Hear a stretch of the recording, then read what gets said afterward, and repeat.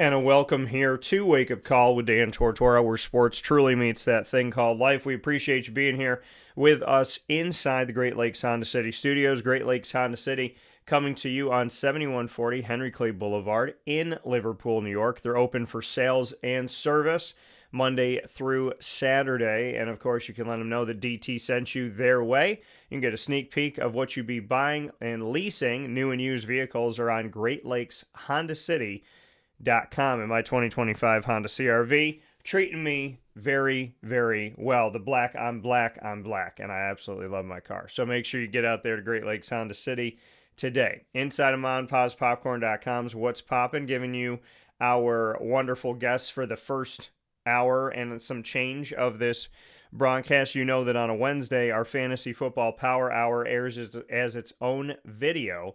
So it is a full-length wake-up call show, but we do it in two separate videos, two separate audio feeds, because our fantasy football coverage is so vast and people truly treat it as a show within the show. So just to let you know that in advance, that we will be in two separate videos for our second hour and moving forward from there. In this first hour and change, we will have our next Lazer Lounge in our exclusive multimedia marketing partnership with Onondaga Community College and your Lazers.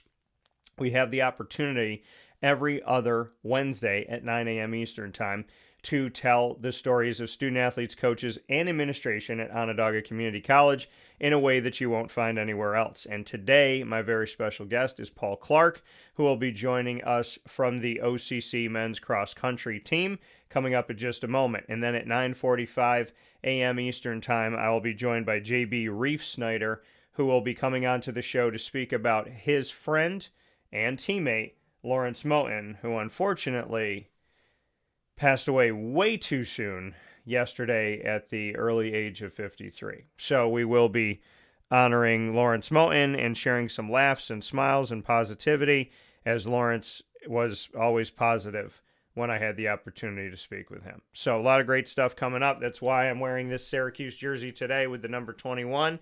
It is my favorite number. It's also the number worn by the great Lawrence Moten. So thanks for being with us up and down the East Coast, the Midwest, the West Coast, and all around the globe on YouTube.com and Facebook.com, both /WakeUpCallDT, and on WakeUpCallDT.podbean.com. So with that being said, our next edition of the Lazer Lounge is right here with us, featuring Paul Clark. As I said, picture in picture with us this morning. Paul, how we doing today? Good, Dan. How are you doing? Doing very well. And Paul, I know you said a little bit chilly this morning. So did you get out? Did you go do your run already today? No, I'm saving it for practice with the team later. Okay. I really don't want to wear a long sleeve this early in the season yet, so no run this morning. Fair enough. Now, when you said you want to save the run for your team this morning, some people think about cross country or anything that has to do with running in general, be it short or long distance, that it's very individual, it's very me by myself. But like you said, you want to share the run for your team. For those that see a sport like this and think, you're on your own even though you're a part of a team, what would you say to that in the sense of it actually being a team and not so individual? Yeah, running by yourself is tough because you've no one, you can't talk to anybody, and you've no one to push you, especially like on a hard workout. Like just running alone is just makes it a lot harder. Running with people just makes it more enjoyable, and you can push yourself more. And I just really enjoy the aspect of running as a team. And, your teammates that you have at OCC, what would you say about the kind of combination of personalities that you have on the team this season? Oh yeah, we have all sorts of different personalities, a big range of them. Everybody's really funny. The coaches are great. Everybody's just their own unique person, and it's great to see that in a team. And I think it really builds us together. And when you say, everyone being their own unique person, how would you describe your personality and who you are and what you bring to this squad at OCC? I like to keep everybody focused on the goal, and that's just running well and representing OCC well as a team. And I think as a captain, that's just my job to do. Keep everybody locked in on the goal, which is regionals and nationals. Yeah, and like you said, being that person, having that leadership, locking people in on the goals for regionals and nationals. You and I were talking a little bit off the air, and obviously, speaking here now on Wake Up Call inside these Great Lakes Honda City studios, and you seem very mellow. You seem very kind of like even keel. Are you like that all the time? Is it kind of like I don't get too high, I don't get too low. I make sure that I keep myself right in the middle, so I'm not riding the peaks and valleys. Is that fair to say? Yeah, I think that's fair to say. I'm not high energy all the time. I'm not low energy. I'm just right in the middle, like you kind of said. Where do we see the high energy from you? Where do we see the kind of elevation of like a screaming, a yelling, Paul? Is it like is it when a teammate is doing something when you're, I mean, is it the sport that gets you in it? Is it something else that you watch that gets, I mean, I know sometimes you're playing a sport and you're a fan of another, and that's where I'll see a coach or a student athlete say like this is where, like, if I'm watching the Bills, I'm losing my mind. So when do we get to see kind of that elevation and that high energy Paul Clark? I definitely had some high energy last night watching the Red Sox beat the Yankees. Okay. Postseason baseball definitely gets me there, but then cheering on teammates as they finish, especially in track. I think track more because you see your whole team just like running around the circle, and you can cheer for more accessibly there than on a cross country course where you have to. It's more spread out.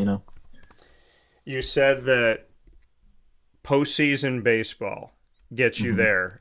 Are you a Red Sox fan? I am. Yeah. Okay. So how did you become a Red Sox fan coming from Beeville? I know Beeville rocks the red, but how did you become a Red Sox fan here in New York? I'm not really sure. I've just kind of always rooted for Boston. Okay. Like since a young age, I've just always had like Boston like merchandise, and they've just been my favorite team and the team I followed. I know that being a Boston fan, honestly, being a Boston fan or a Yankee fan anywhere in the world, I would imagine there's always the conversation in the back and forth, because I feel like if you were in Italy right now in some like nook and cranny of Rome and they saw you wearing a Red Sox hat or a Yankee hat, I feel like even there on the other side of the world, somebody would stop you and either agree or disagree with you. So, how have those moments been when I'm sure you have teammates or people on campus that are Yankee fans? So, is there a playful razzing back and forth? Will you say maybe something in practice today to somebody and kind of say, hey, just so you know, in case you missed it, we got you last night? Oh yeah, definitely. I know I'll definitely let Dylan know. I was texting Dylan because he's a Yankees fan during the game and letting him know that hey, we scored even though he was watching the game, but just to mess with him a little bit. Yeah. So you like that. You like that little reminder. You'll do it. So you're doing it mid game. You're letting Oh people yeah. know like, hey, in case you missed it, I'm just going to tell you Hmm. what's going on. Okay. Yeah. So for you, I know we were talking off the air about this to jump back into the world of cross country. You told me that this is something that you've loved. It's something that you've enjoyed doing for a long time. Do you remember the first moment for you where you were just out running and you thought, man, this is fun. Like this is like I don't want to stop doing it, because some people ran because of basketball or they ran the bases in baseball, but there's some people that just enjoyed pure running. When did you kind of know that being a pure runner was something that you really, really just took to? I think in elementary school we had for the gym class mile there was a beat the gym coach time, and there was a set time that everybody would try to beat, and I think the goal of trying to be faster than my gym coach was what really made me get going and enjoy it more and want to get better at it. So you go back to elementary school and you said that that's the time for you that it kind of clicked. Did you have aspirations of saying, like, when did you first start thinking like I'm going to do this in college? I'm going to compete for nationals. When did that thought come in? That probably came in 11th grade of high school. I before that I was kind of like I enjoyed running and I always did running, but I never really took it as serious. And then senior year I like focused more on it, like was more dedicated to it. And then I was like, oh, I'm gonna run in college. And then when I got here, I was like, yeah, I'd love to win nationals and stuff like that. And you being having the chance to be here and have an opportunity at regionals and nationals, how have you seen yourself grow? How have you seen yourself kind of excel and reach new heights since you've been at OCC? Last year my mileage was not very high, like weekly mileage, And that's just really the key to getting better at running. So I've increased my weekly mileage by quite a bit, like over the summer, probably double what I was doing last year, and I've seen the results come from it. And how did you do that? When you say, increasing your mileage, how did you get yourself to that point?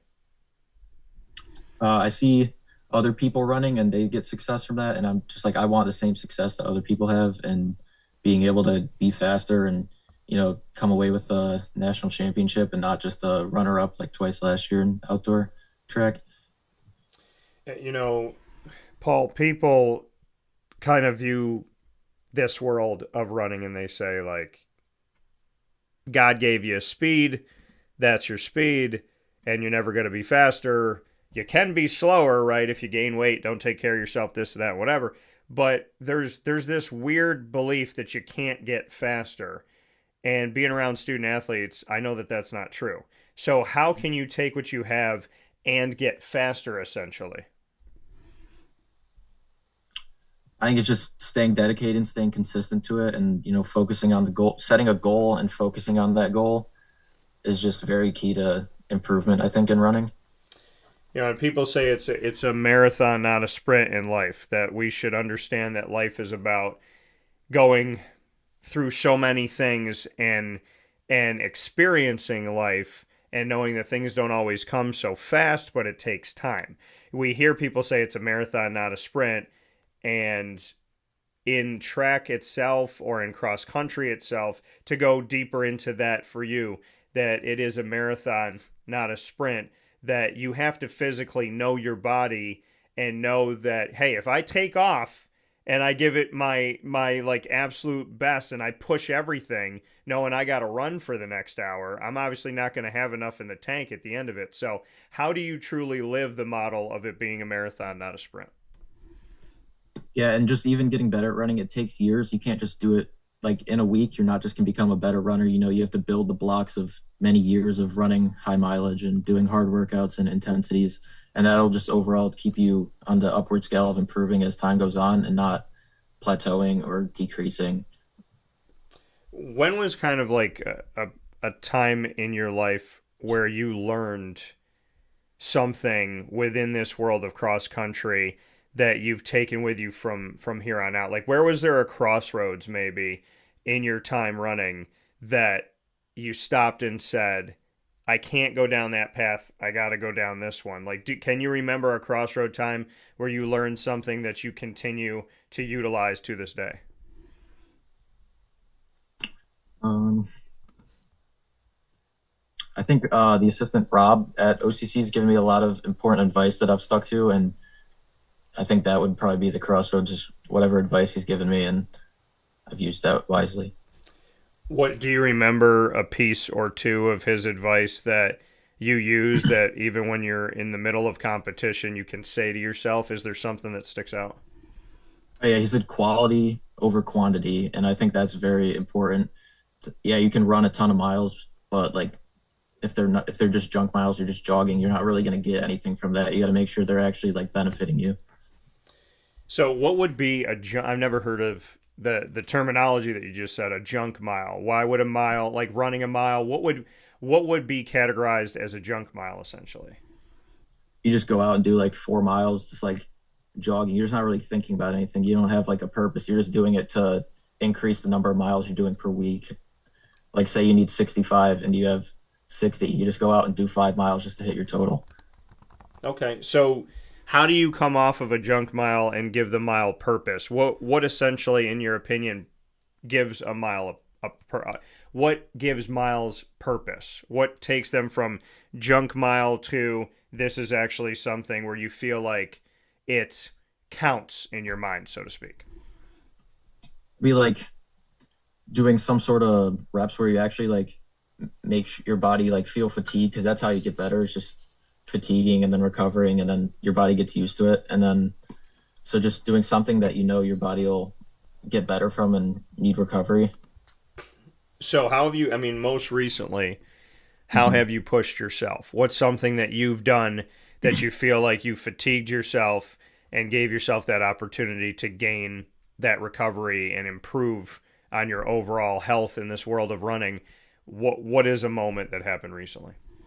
Yeah, so last night we did a 1 kilometer workout, and we did the same one last week on Monday, and we did the same amount of reps. We did 8 reps, and I think I averaged like 312 last week, and I was like 309, 310 yesterday. So like just even through a week, I've improved a little bit, and it felt great yesterday.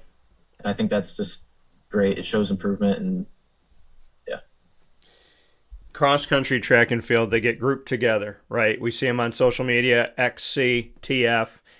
When you see it all as one big family, how would you describe the world of cross country and track and field? Because track and field has a bunch of different elements to it, right? And there's things that, I mean, we see the throwers, and I've always kind of marveled at that over these last few years, just talking to people that are throwers and what they, because some people, oh, you just spin around and you let something go, and it's like you have no idea like what you could do to your body if you don't do it the right way. And then we see, just people that, I mean, have to twist and turn their bodies in the world of track and field. And then track obviously has a running element, and cross country has that running element. So when you put it all together, what does that look like to you? What do you think is kind of the majesty of cross country and track and field, so to speak? Well, cross country, everybody's doing the same thing, and then like you said, track, everybody's doing different things. And I think it's just great that people with a common interest of wanting to be on a track team together and stay athletic and have a goal of winning like a team title for regions, which is our goal this year for track or nationals. I think that's great for all sorts of different groups of people to come together and show their love for the sport. Yeah, and I have you here today for cross country, but like you said, when it comes to track and field, you have that passion as well. So in the world of track and field, what is your go-to when everybody is doing something different? What is your place? I like the 1500 and the mile, like right in that mid distance range. So 1500 in the mile, why those two? I think historically that's just been what I've been best at, and I would like to improve on that as much as I can. And it's like the most fun event, I guess, in my opinion, from what I've raced. Do you have a favorite when you look at track and field and you look at cross country? Like I said, some people just say, oh, running is running, but you know that that's not the case. Like you said, you like the mid range stuff, you know what you're good at, you Mhm. know where kind of your sweet spot is. So between the two, is there one that elevates above the other to you? Is it track and field or is it cross country? Are they even in your heart? How do you see them? I think in high school, I definitely enjoyed track a lot more than cross country, but as I've ran collegiately, I think I'm enjoying cross country a lot more. Just like having to be focused for a whole 5 mile race is just more like it just means more than running a track race. And I think the track meet days are really long. Like you'd be there for like 8 hours or so, and it's just a long day. And cross country is just like you go there, you race once, and then you leave. It's not a whole day affair. That coming from Paul Clark here in this edition of the Lazer Lounge here on Wake Up Call with Dan Tortora inside the Great Lakes Honda City Studios. And of course, as an element of our exclusive multimedia marketing partnership with Onondaga Community College and your lasers. So as we discuss cross country and track and your passion for both of them, in the world of cross country, is there a favorite place that you've run?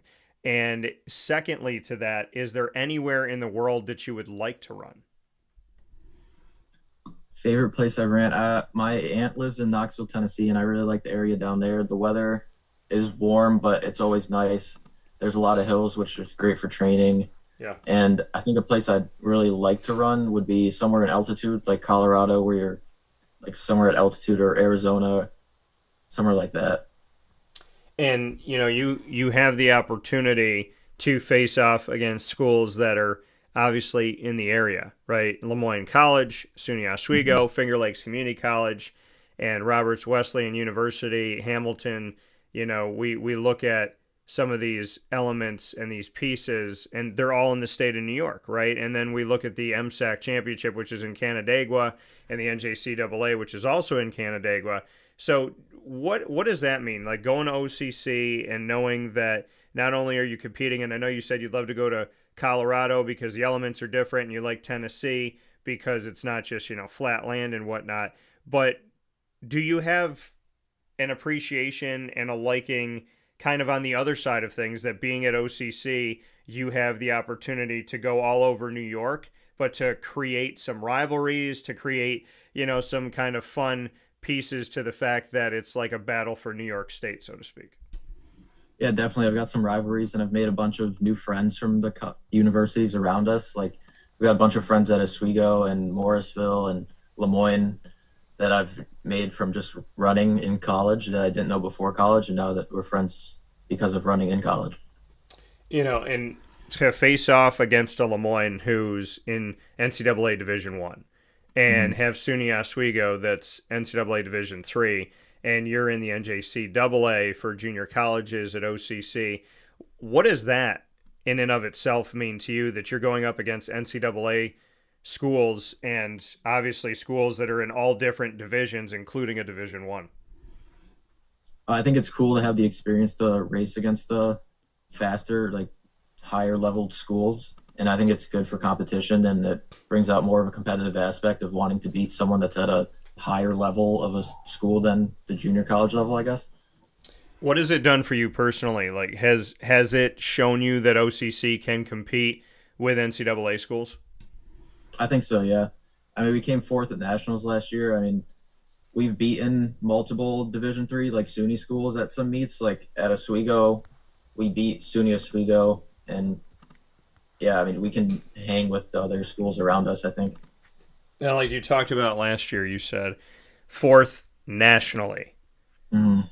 Just, I know fourth isn't first, and from our conversation on and off the air, I have the sense that you want to be at the top of the top and not just kind of close to the top. But to look at the positive of OCC being a national name, which has happened in multiple sports over multiple decades, to know that you're in this cross-country world and you could talk about being in the top 4 in the entire country, just what that means to you. Yeah, it means a lot. I'm proud of the work we did last year to get ourselves there. We came in ranked like ninth, and the team really showed up when it counted, and we got fourth, and I think surprised a lot of other teams that really didn't count on us being up there. So for this season, what makes you believe that OCC cross country can close the gap from fourth to first? I think all the efforts that our team's putting in, and the work we've put in, the results will show, and at nationals we do better than people expected us to do. And you spoke about your coaching staff and what they mean to you. And I'd love to go a little bit deeper into your staff, and to, just start with your head coach in Greg Keeler. And I know you mentioned Rob Colvin as well, the assistant coach. So just first with Greg, and then second with Rob, just what it means to you to have them as leaders. I know you've said that, there's some things that you've taken from them. There's some messages that stay with you, but to have the coaching staff you have in Greg and Rob, just what overall that has done for you as a student athlete and as a human being outside of the sport. Yeah, I think they've been both great leaders, and they really motivate me to want to get better and get better every day. They're both very relaxed. They're not like all on top of you, like very like pushy. I don't know. They're very like relaxed and let us like, they tell us what to do and we do it, and they're very motivational during practice, and I really like that. So they motivate you, they help to get you going. How do they do that? What is it with them and their leadership style that motivates you personally? Just knowing that no matter how the race goes, if I run well or I run poorly, or anybody runs well or runs poorly, they're not going to be mad about it. They'll always be supportive and just want the best for us as runners. And you spoke about their motivation. How do you motivate yourself? We live in a world that some people have personal responsibility, some people don't. Some people have that motivation from the inside. Some people need like outside influence. So how are you daily responsible for yourself, motivation from the inside out? How do you show that in your own life? Because I think the people that are most successful in life are the ones that can take responsibility, good, bad, or indifferent, and also the ones that can be their own spark from the inside instead of waiting for something from the outside. Yeah, I really want to be the best runner that I can, and reach the goals that I've set for myself. And I think that they definitely motivate a lot and keep me on myself to stay dedicated and consistent with what I'm doing and running. Well, that coming here from Paul Clark. Paul, before we get into rapid fire, I do want to go on the student side of student athlete. What have you been studying, and what are your thoughts on the education over at OCC? I'm a business administration major, and I think the education's great. I haven't really had any problems with professors. There's not a crazy workload for business students, and I think it's very manageable if you stay responsible and stay on top of your work. It's easy to get schoolwork done while being an athlete. What are you looking to do? Do you know kind of what your future plans are in the world of business? Yeah, I'm planning on being an accountant. Okay. All right. Now, is that something that family or friend or somebody had growing up that you kind of just took to? Is it your own, like, hey, I just love numbers and I love the opportunity to do this? How did you get into the world of accounting and want to do that as you step forward?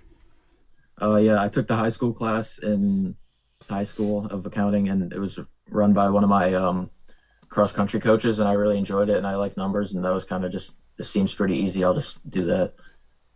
So there we go. It always comes back to running. So with that being said, Paul here with us this morning on Wake Up Call inside of this edition of the Lazer Lounge, which is exclusively in our partnership with Onondaga Community College. We have the opportunity now to play something called Rapid Fire, Paul. You and I can ask each other any topic, any question, no preparation whatsoever. It's just feel it in the moment. So you can ask me the first question, then I'll ask you one. We'll go back and forth for a few. Any topic, any question, what do you got for me? Have you ever been into running before? Have I ever been into running? That is a good question. As a kid, I just did it. As a kid, I ran around, and I remember being in elementary school, like you were kind of talking about, and I just realized that I could run. I could get to a place pretty quick, and I loved that as a kid. And then as I got older and I went to high school and like junior high and whatnot, they would make us run the mile. And it didn't matter if you were an athlete, and I played basketball, but I was nervous. I remember going back to those moments. I used to get myself sick because I didn't want to come in last, and I wanted, I didn't want to embarrass myself, and you're just running and everybody's, trying to beat each other. And I don't know, like my class, I got a great education where I went, but my class was very much like, we will make fun of you at any given time for any given reason. And that's probably why my class isn't that close. And so I remember running the mile, and I used to get scared and I used to get nervous because I didn't want to get made fun of. And now it's interesting because cardio means so much more to me now. And I like going out and walking. I like taking my dog out. I like going for a jog. And I like testing myself and challenging myself. And honestly, I fell in love and had more respect for, like, if you want to get to a certain part in your life, you have to do the work. And really during COVID, that's when I started getting outside and doing it. I was going through a really tough time in my life. I mentally just felt trapped. And I was like, I feel trapped in my own brain. I feel trapped in my own body. And so why would I be trapped in my own house? And so I needed to get out, and I needed to just go and do something where I could talk to God and talk things through out loud and listen to music and just kind of feel my pain. And honestly, getting out and doing cardio and running or jogging or walking, it helped me to find more inner peace than I ever had, and it helped me really get control of my life. So I can tell you that in recent history, that world of cardio and just working on my body, it changed my life for the better. So I can definitely respect what you do, because the small window in which I started doing it really just helped to give me peace. Yeah, that's great. So my question back to you is, what is your single favorite moment in cross country or track up to this point?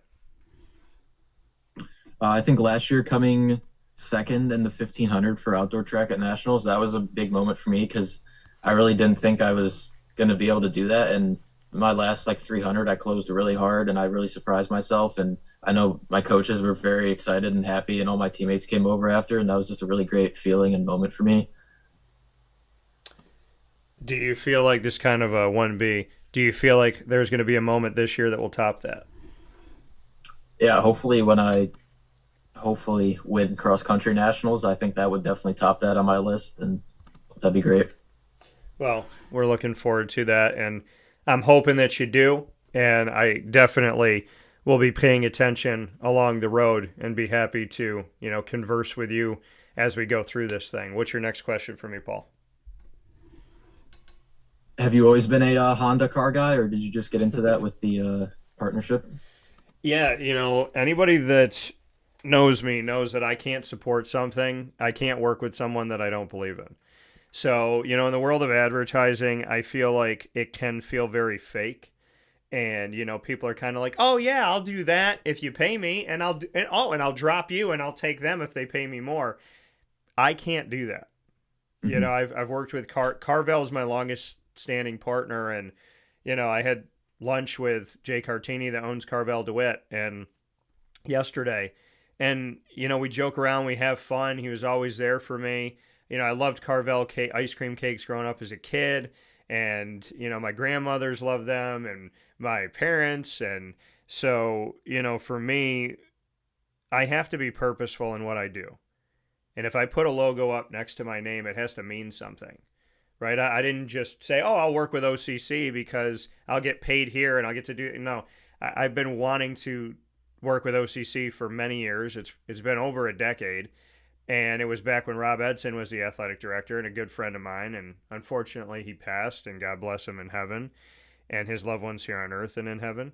And so when Mike Borsch came in, I said to Mike, like, "This is, I want to work with you."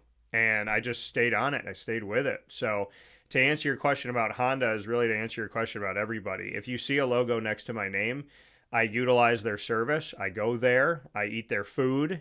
I, appreciate and respect their school. I rock their gear. If I don't believe in it, I won't promote it. And that's really just I I can't be anything other than honest, because I personally can't live with if I was the other. So, am I a Honda guy? Yeah. Why? Because the cars are treating me well, and the first Honda I ever had saved my life. It potentially prevented me from being paralyzed and or saving my life when I got hit by a drunk driver. So Honda goes well beyond. I really like the cars, and I think they're sleek, and I like the look. Like, my first car arguably saved my life.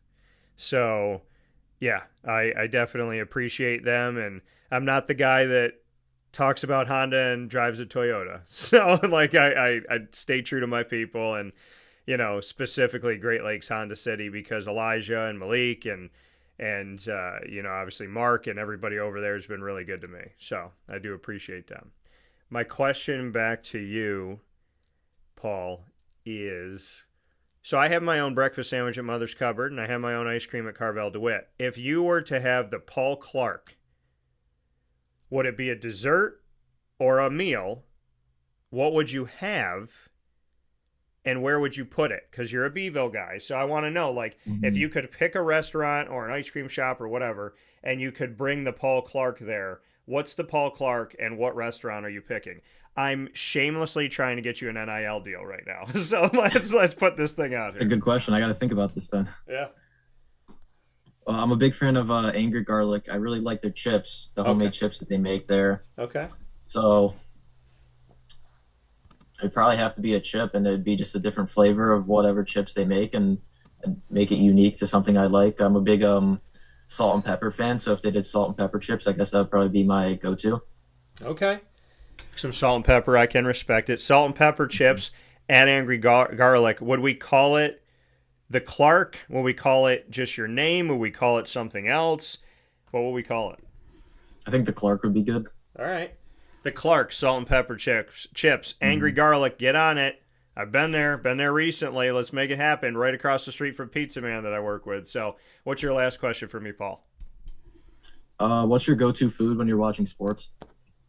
Wow, that is a fantastic question. I mean, I feel like it sounds boring, but a good wing is going to go a long way with me. And so, I mean, I like making some stuff at home. I've never made like traditional wings at home, which I should. Oh, no, that's not true. Didn't I try once?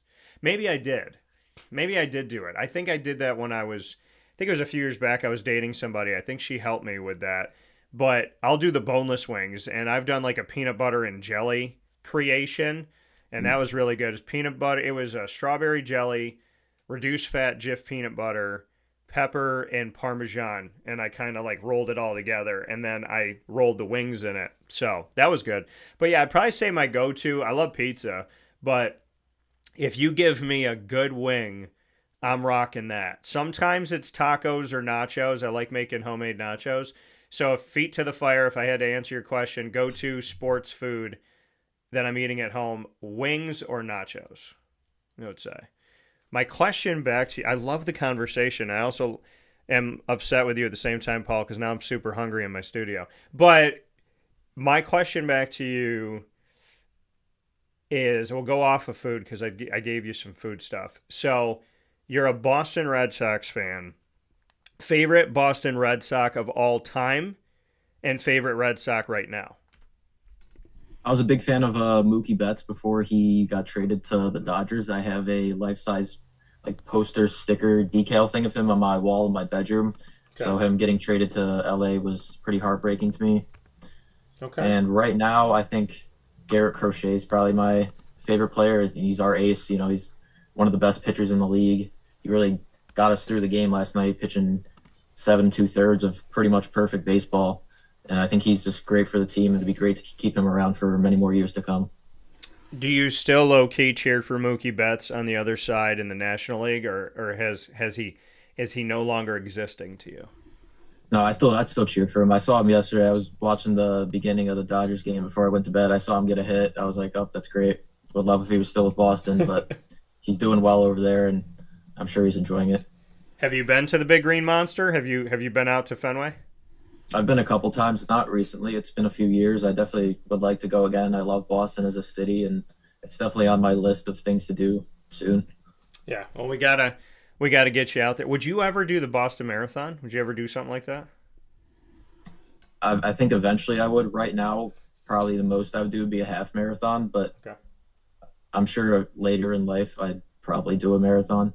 Yeah, I'm just thinking that would be pretty awesome, right? To be in the city of the team that you love, in a city that you obviously appreciate, and to do that. Mm-hmm. But that's down the road. In the here and now, let's win some nationals coming up here, and let's take care of what we got to do on the road for OCC men's cross country. Paul Clark here with us this morning in the Lazer Lounge. Paul, it was awesome to have you here on the show. Appreciate you very much, and definitely appreciate your teammates and your coaching staff. And I hope that you go out and have a great time. Enjoy your run later today with the team. And I'll be paying attention and obviously tracking what goes on. And I'm looking forward for great things for you, because I know that you're focused on getting to where you were and then going beyond that. I hope you get everything that you're looking out for in life at OCC and beyond. And like I said, I'll look forward to talking with you soon. Yeah, thank you very much for having me on here. I appreciate it. Of course, man. Have a good day, and we'll talk soon. Thanks. Take care. That coming from Paul Clark here on Wake Up Call with Dan Tortora, where sports truly meets that thing called life. Can't thank Paul enough, and OCC for our partnership, our exclusive multimedia marketing partnership with the Lazers, and we look forward to our next broadcast with OCC, which will be on Wednesday, October 15th at 9 a.m. Eastern Time, as it is every other Wednesday at 9 a.m. Eastern Time. So, cannot thank you enough for tuning in and giving these student athletes and coaches and administration some of your time, because I know time is precious, and OCC is very meaningful to me. Speaking of time being precious, the untimely passing of Mr. Lawrence Moten reminds us all how precious time is. We will talk with a teammate and friend of Lawrence Moten, and that being JB Reafsnyder, a friend of mine, right after this fast break. And now a message from Myers Creek Brewing Company, with locations at their Cazenovia Farm Brewery, Syracuse Inner Harbor Tap Room, and soon-to-be Lake Placid Tap Room. Well, I think first and foremost, the Feldmeyer family and our team are extremely passionate about what we do. We care very much about what we do. The Feldmeyer family is always investing. Our taproom management team, our brew management team, our marketing management team, and all of the team members that get after it every day, they leave it on the field. They put their heart and soul into it. I know for a fact that everyone that works at Myers Creek wants to be there, and we want them to be there. You know, we want them to feel good about their job. And again, if you've never been to Myers Creek, especially to the brewery, I mean, I want your eyes to open really big. I want you to see how big of a brand this is. I want you to see where we're going. The sky is the limit, and I feel very proud of that, and I'm very excited about that. When you think of designing a menu for a brewery, it's kind of open to a lot of different interpretations. I mean, you can do American, you can do Asian, you can do Italian, and you just have to find, you know, how that meets that pub style dining experience, that gastropub vibe. And I think it's super fun for us because obviously we know that, you know, everyone in the world's going to sell a pizza or a burger or a french fry, but what can we do to be different? And what can we do to be true to who we are? We are a brewery, you know, a brew pub. So the flavor profiles are kind of all over the place. And I think it's super cool that we have a massive smoker at the brewery in Cazenovia, and we smoke a lot of our products. We have a delicious smoked turkey. We have barbecue ribs on Sundays. From a pulled pork sandwich to a chicken wing, you go to the Inner Harbor and you go to the Kaz location and you'll find similarities in the menu, but also things that are a little different and also kind of fit those different demographics or different communities, and also hopefully just drive you to try every tap room that we have open at some point because you get a little something different at each one. You know, we understand how hard it is to, you know, work every day and get after it every day, and when you're done at the end of your day, you want to go out and put your feet up in a good ambiance and good environment. So we take pride in that. We make sure that everyone knows that they're very much valued to us.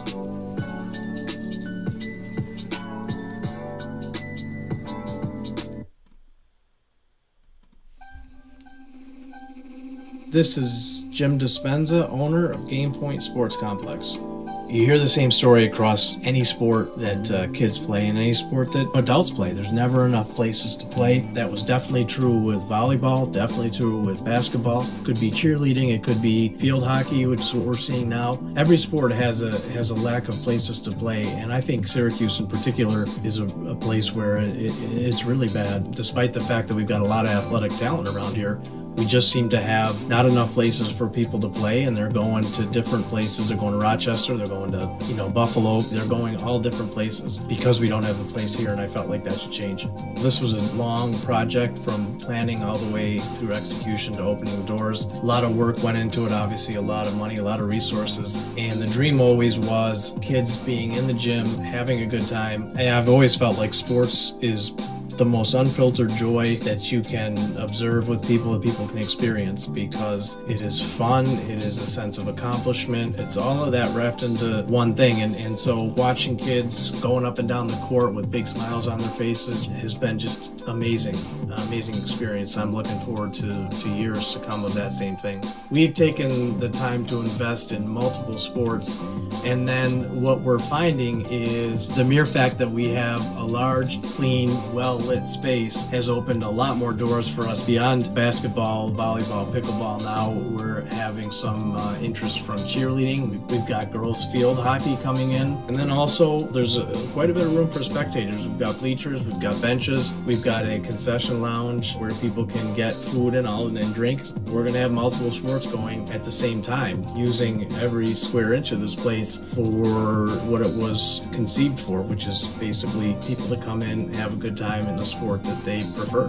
We manage each situation differently. You know, everybody has different ability to afford different things. Some are bringing 10, 15 people, some are just 2 people. I've had a lot of situations where it's a father shooting around with his son, it's a mother playing pickleball with her daughter or with her son, and in those situations come up and we work with people, and that's allowed us to have groups from 2 people up to 30 people and have some flexible pricing behind it. We're an organization that is here to work with the community any way we can, and I guess part of it is just making sure that we have the flexibility to put together a plan that makes sense regardless of the size of your group. So in order to book time, the best option is to go to our website, gamepointsports-syr.com. You can click from there and sign up for events, sign up for your own particular training, sign up for birthday parties, all of that.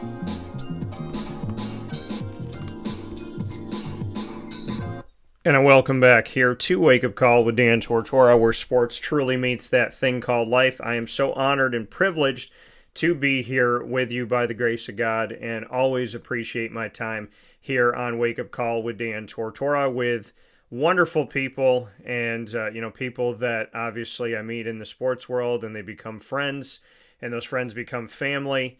JB Reafsnyder being one of those people, and of course, Lawrence Moten. And so today I'm very proudly wearing my Syracuse 21 jersey in honor of Mr. Poetry and Moten.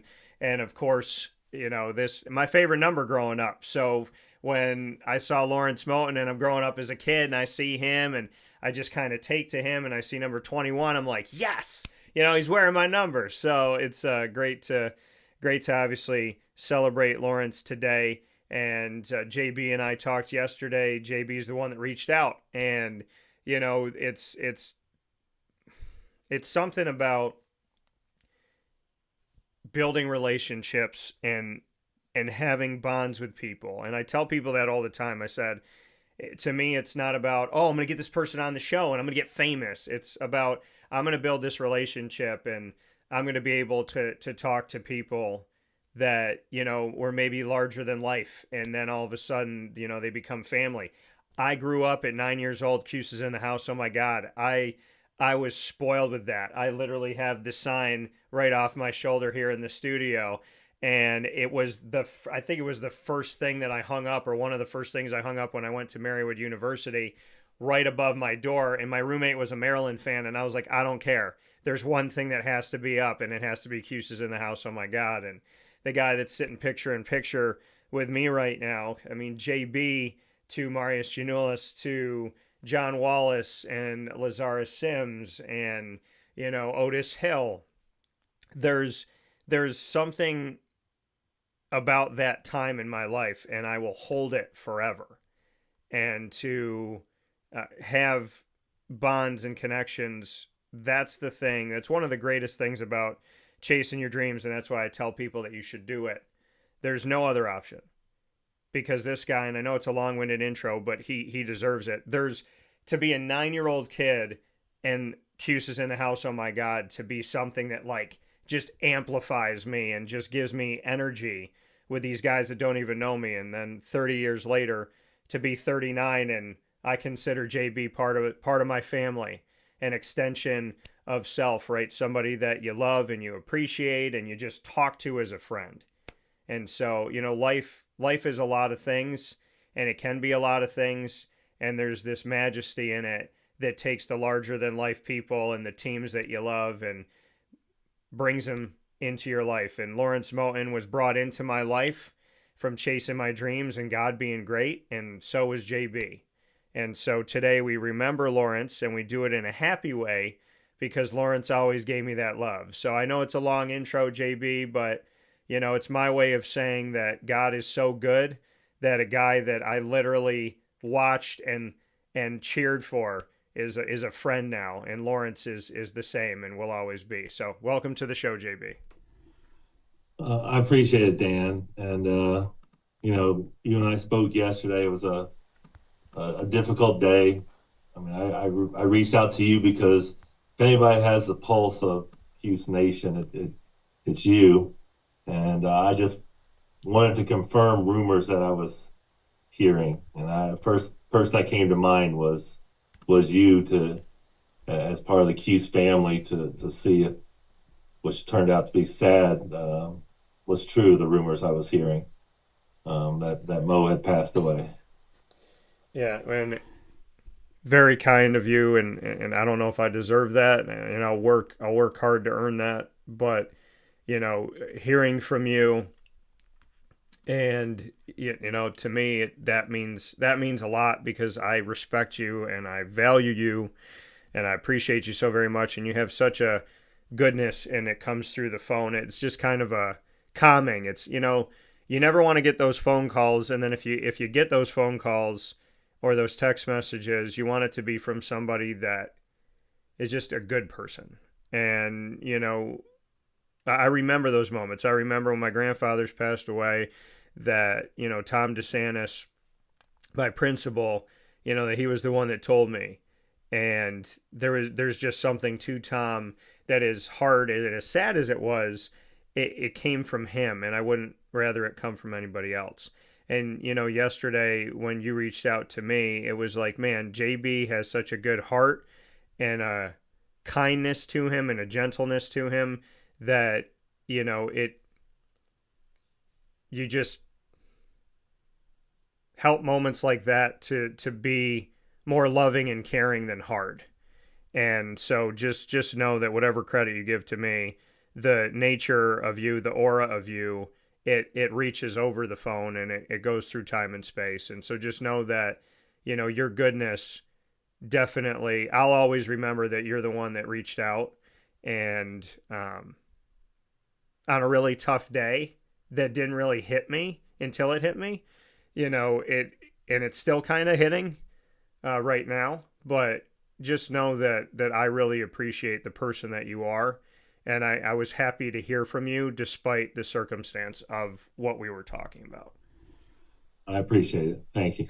So you knew him well. Yeah. There's people that got to be his teammate.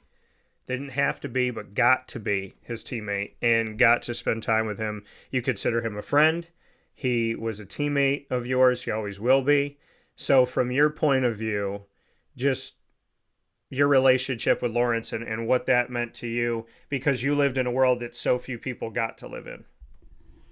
Right. Yeah. So, Lawrence and I, or Mo, as we used to call him, we were same freshman class coming in. It was a big class. It was Mo, this unassuming kid from Washington, D.C. area with his high socks, soft-spoken, little high-pitched voice when he would speak.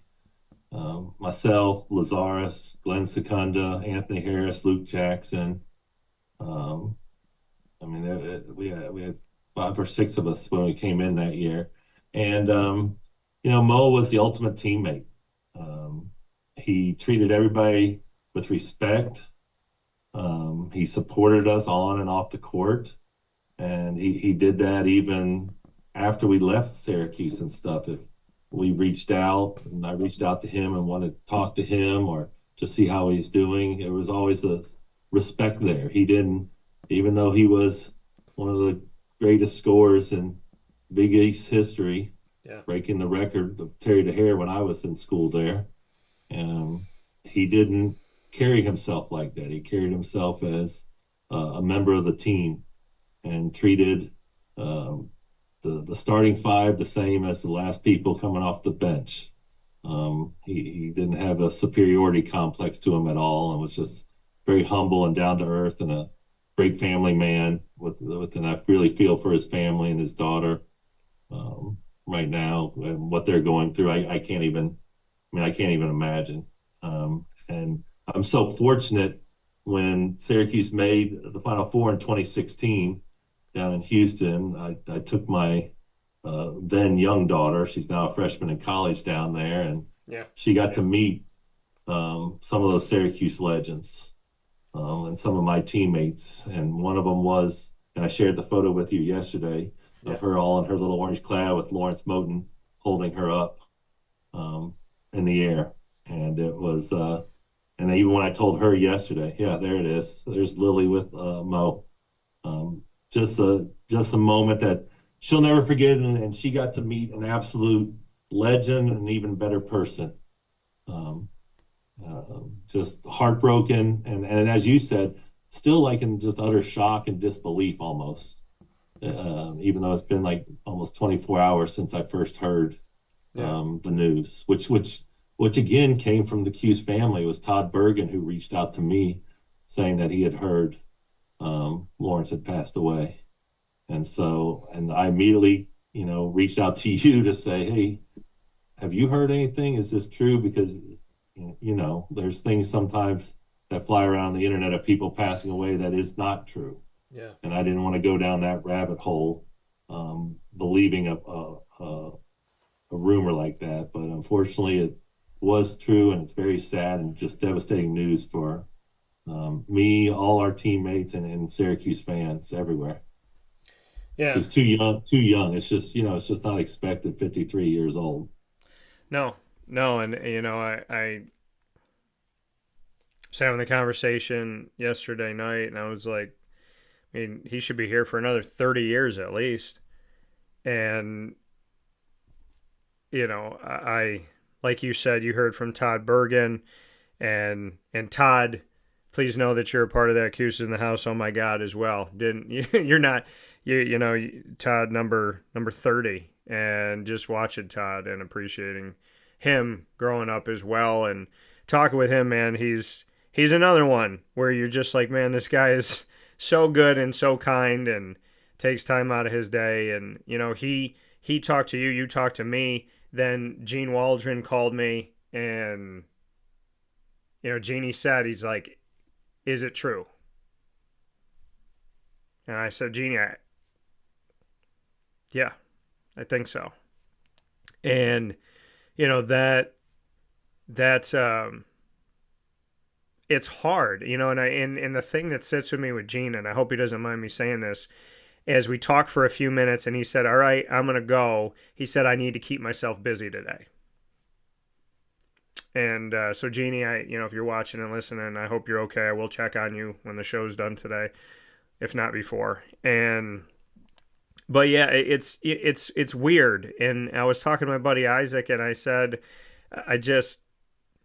in my brain, I'm going to see him at the game. Like, I'm going to see him at the TBT. I'm going to see him at the game. I'm going to see him walking around, and I'll get his attention. And what's up, Dan? And I just, he always showed me love, man. He always showed me love. And if I said, I want to get you back on the show, it wasn't like, it was like, yeah, when do you want, like, yeah, of course.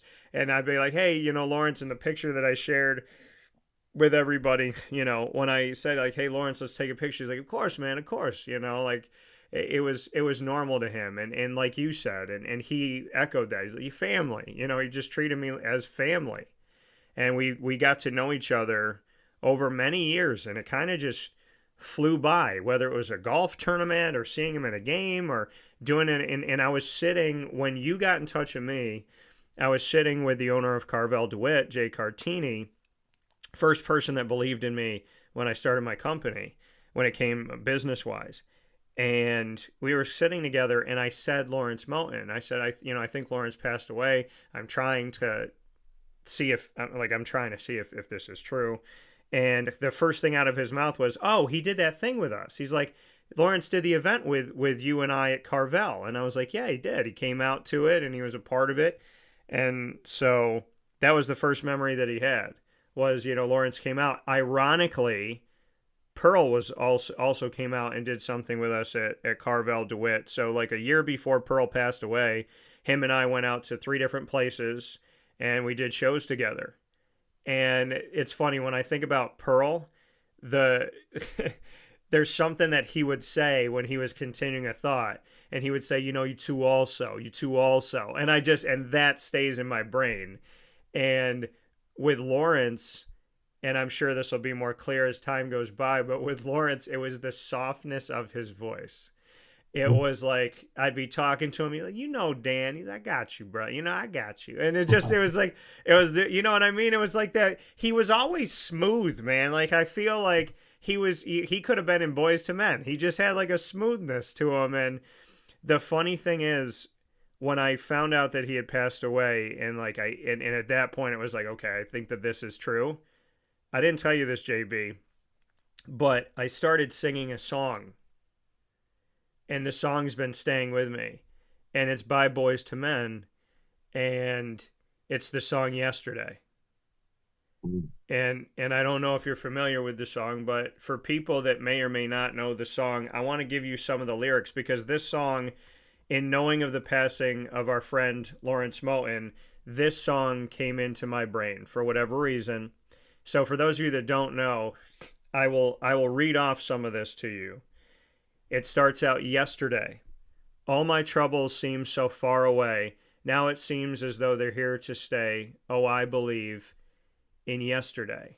And it's this thing about recalling, and this one is about a relationship and this and that. But when you really look at the words and you talk about love was such an easy game to play, now I need a place to hide away, I believe in yesterday, and I know I can't turn back because yesterday is gone. For whatever reason, it came into my head, not in a depressing way, not in a sad way, but in a way of reminding me that, like, life is fragile and we need to appreciate our moments with our people. So do you have a moment or two, JB, that you can just pick right up and say, when it comes to Mo, I think of this? I think it's, and I'm going to go off the court, Yeah. because everybody knows his accomplishes on the court. I think it's his outreach. When you look at like social media last night, today, and the number of lives he impacted, whether it was his 4 years on the hardwood in the dome or the multitude of years afterwards doing things in the community, whether it's with adults or children and everything, I think that was a true testament to his character, of who he was. He was a lot more than just a tremendous basketball player. Yeah. Although I do like to tell people, when you would watch Mo play, it was so effortless. It almost looked like it literally was in slow motion. And then you look at the box score and you'd see he'd have 22 points or something like that. And you'd be like, how? I didn't even see it out there. Like, when did that happen? Because it was just, he was methodical on the court and, just got the business done. And you look up and now he's scoring all these points. But I really think it's all the outreach he had and the impact he had on the community, back home in the DC area and also up in Syracuse. He was so much more than a basketball player. Yeah. And I mean, you hit on a perfect point, because seeing the people that were talking about him yesterday, I mean, it was everywhere. Mm-hmm. If you were just going through Facebook, it was like Lawrence Moten message, something else, Moten, something Moten, something Moten. And it was all over. And it was people that I know that I didn't even know knew him. And I think that speaks to your point, is that, he touched so many lives that there's people that you might be friends with, folks, that you didn't even know were as close to Lawrence Moten or knew Lawrence Moten or had Lawrence cross their paths. He got to know so many people, and he connected so many people, and he found a way to make a difference. And I value that, and I honor that, and I respect it, and I'm going to miss it.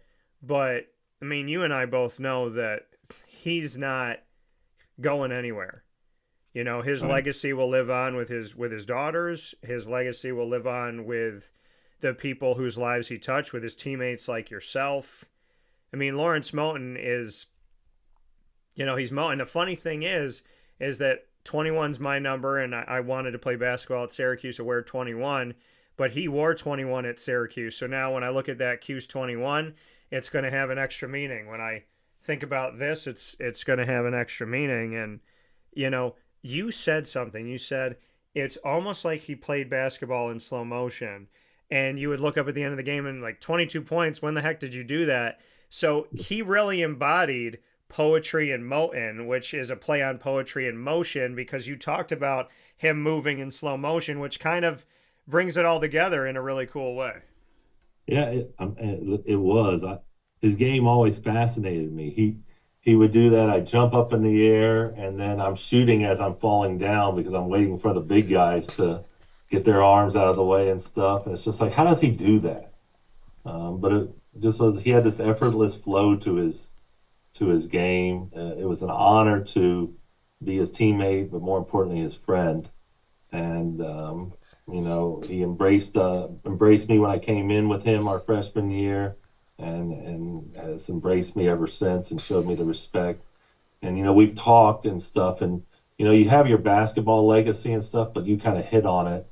Um, I think for him, just for me, and like a lot of people, our, that's our past and our history, but our legacy sometimes can be the work where we continue to do day in and day out, and our family and our children and stuff like that. And I think that that's his real legacy is, um, yes, the accolades from basketball, but it is his family, his daughter, and the work he did in the lives he touched, whether it was on the court or off the court.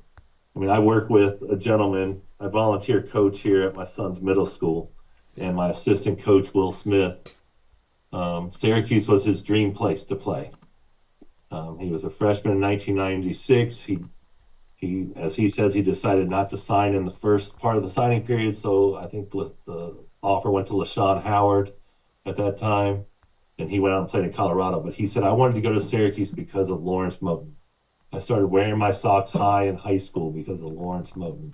Yeah. And just, you know, just to hear that from somebody who I just met this past summer and is coming on to be an assistant basketball coach, of here's somebody down here in Tennessee whose life was touched back in the early 90s by Mo, just seeing Mo on the court, and somebody in Tennessee decided, I'm going to wear my socks high because Mo wears his socks high and everything. And I'm going to play at Syracuse because I want to follow the footsteps of a legend like Lawrence Moten.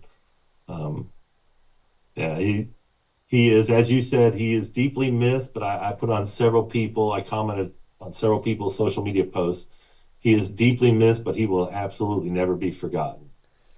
Yeah. And the like you said, deeply missed but never forgotten. I actually found this, and I'm gonna share this. I had no idea. I did this 12 years ago, but I did a video with Lawrence and his two daughters, and it's called All in the Family, the Motens. And I cannot believe it was 12 years ago. I'm actually going to share that today, and hopefully that'll be something that his daughters can take a look at. I'll send it to you so you have it. But I remember talking with them, and man, he used to just, like, you talk about him and all the things he did, and he talked about his daughters. You know, like if you asked him anything about his daughters, then he'd light up. He's so excited. And, you know, I mean, that's the hardest thing for me right now, is that, you know, and I know he'll always be here, and I know his memory will live on, and he'll live through them. It's just like, my parents both had their father pass away when they were younger than me. And so when I got to that age, like, I kind of like, you know, you kind of like subconsciously, you know, you feel it. You're like, this is the age my parents were when their dad passed away. And, you know, these girls are younger than that. And that's not fair. But I know God needed Lawrence for a reason. And I know that he'll be watching over us. I think he's going to, whatever he achieved on this earth, I'm going to give you some credit, Mo, where credit's due. I think he's going to achieve more up there. And I think he does that by us making sure he lives on. And one of the coolest things, JB, is just seeing people write, I'm wearing my socks high today. And I love that. And I really, you know, I hope that at some point this season in the Dome that, you know, either people do it themselves, or, you know, that they do a Moten night or something like that, where like we all come, instead of doing like an orange out or a white out, that like everybody comes to the Dome with high socks. I think that would be really cool. Well, God has the greatest backcourt right now with Pearl and Mo. Yeah. And you're not lying. And it's amazing, and it's beautiful. And Lawrence Moten, for those of you that don't know, as I've said, go look him up. Go watch it. Y'all have YouTube. You don't have any excuse. And, you know, Lawrence Moten, to give you some background here, Moten was in Washington, D.C. That's where life got going, and that's where he went back to the Lord. And in his time at Syracuse, he scored 2,334 points over 4 seasons from 91 to 95. You know, that made him the highest scoring player in a career in Syracuse history. Him and I had many conversations about his jersey retirement. We talked about when it was supposed to maybe happen, and then like a year or two went by and it finally happened. I'm happy that he was alive to see it and that he was with his family to see it. I know John Wallace was on the court, which is ironic for me because they were my 2 favorite players growing up. Everybody knows John was my favorite and Lawrence was right there. I collected their cards and followed them into the NBA. And so his 1,405 points that were scored in Big East play were the record in the history of the Big East. Every team, every player throughout time, his 1,405 points scored in Big East play were the most ever by a Big East player up until 2020. So up until 5 years ago, he held that incredible record, and he's still obviously up there. Jim Boeheim said, quote, "Lawrence's passing is such a sudden thing, it's very hard to take. He was one of the most underrated college basketball players of all time. I believe some people took his ability for granted because he made it look so easy," like you said, JB. "Lawrence was one of our greatest players and one of the best in the history of the Big East Conference." End quote. Adrian Autry said, quote, "I can't think of anybody that was more positive or who loved Syracuse more than he did. He was one of the greatest to put on the uniform. It's a big loss. I was able to play alongside him for 3 years and watch him do some amazing things.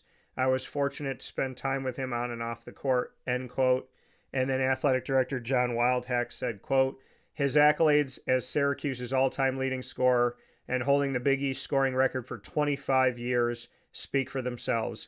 But his style of play is what energized the Dome. He was a fixture around the program long after his playing career, always with a smile on his face," end quote. So, I mean, you hear from these 3 gentlemen, and what do they say that we've said? He smiles. His record spoke for himself. He, cared about the program long after, and that he affected people. That seems to echo through you, me, and through Boeheim, through John Wildhack, and through Adrian Autry. It seems that we can all say the same thing. He did a lot on the court. He did a lot off the court. He smiled, and who loves Syracuse more than Mo? Yeah, I mean, he truly was poetry in Moten. I mean, it is the way he lived his life and carried himself. As you said, echoing the words of Coach and stuff, definitely one of the most underrated players of all time, because it was just, like I said, you're watching the game. It's like this guy's not moving super fast. He's not jumping through the roof like some of these athletes do nowadays and everything. But at the end of the day, he's torching you out there in the box score and on the scoreboard. But he did it with a smile on his face and a joy in his heart, and he carried that through every walk of life. And so it was shocking, devastating news, but I'm glad to have been a part, even if it's just a small part of his life, to say I knew Lawrence Moten and considered him a friend, and more importantly, he considered me a friend. It seems like we're all speaking to what you just said, that if he valued you, it was an honor. Yeah. I'd love for you to go into that a little bit deeper. You said, I'm happy to call him a friend, but I'm even more so that he called me a friend. Yeah, I mean, sometimes you see people who have accomplished great things in their life, but they don't treat people who are so-called beneath them well, who don't live up to their standards. And I wasn't some superstar at Syracuse. I was a role player, filled my role and everything. But Mo never saw it like that. Mo saw everybody had a significant role in that team and was a piece to the puzzle. And then afterwards, he could have gone on with his life and just forgotten about all of us except the people he considered great players on those Syracuse teams. But he didn't. Yeah. He did. Every time I saw him or sent him a message, or he would message me just to check on me, and just see how things were doing and how my family was doing, how my kids were doing. It just meant the world, because here's somebody who didn't need to do that, who reached the pinnacle in our sport, making it to the NBA, who had the amazing, dominating collegiate career and everything.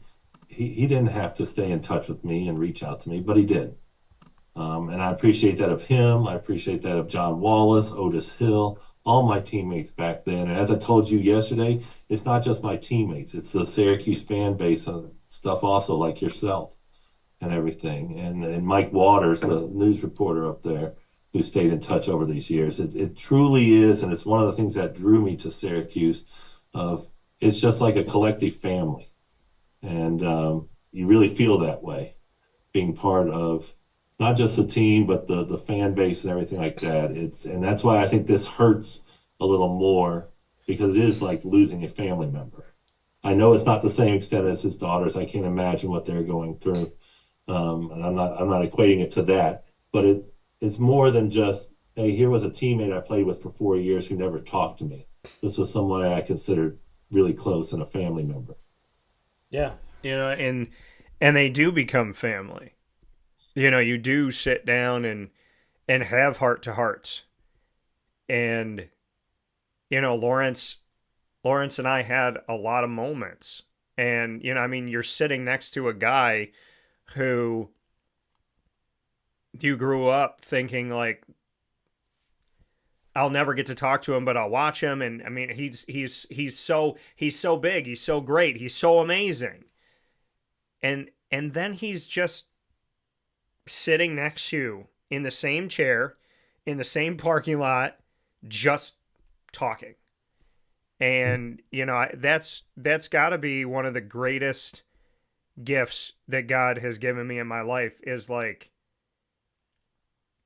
I get to talk with the people that I loved watching, the people that helped me to get through a hard day at school or get through missing my grandpa's. Like, you guys have no idea what you did for me.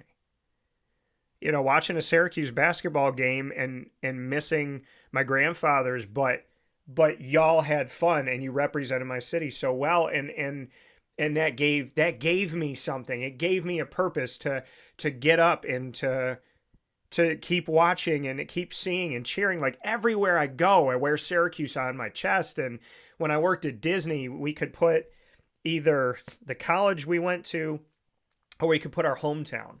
And I put my hometown, and I can't tell you, JB, how many times, sometimes daily, that people came up to me and they go, hey, they walk by me, they go, the Q's in the house, oh my God. And people would just, there was a little kid and he had the Syracuse 2003 ring shirt on, and I have the same one. And I was working at Hollywood Studios, and I was working at Sci-Fi Dine-In Theater. I went over to him, I said, hey man, I said, I got the same shirt, right?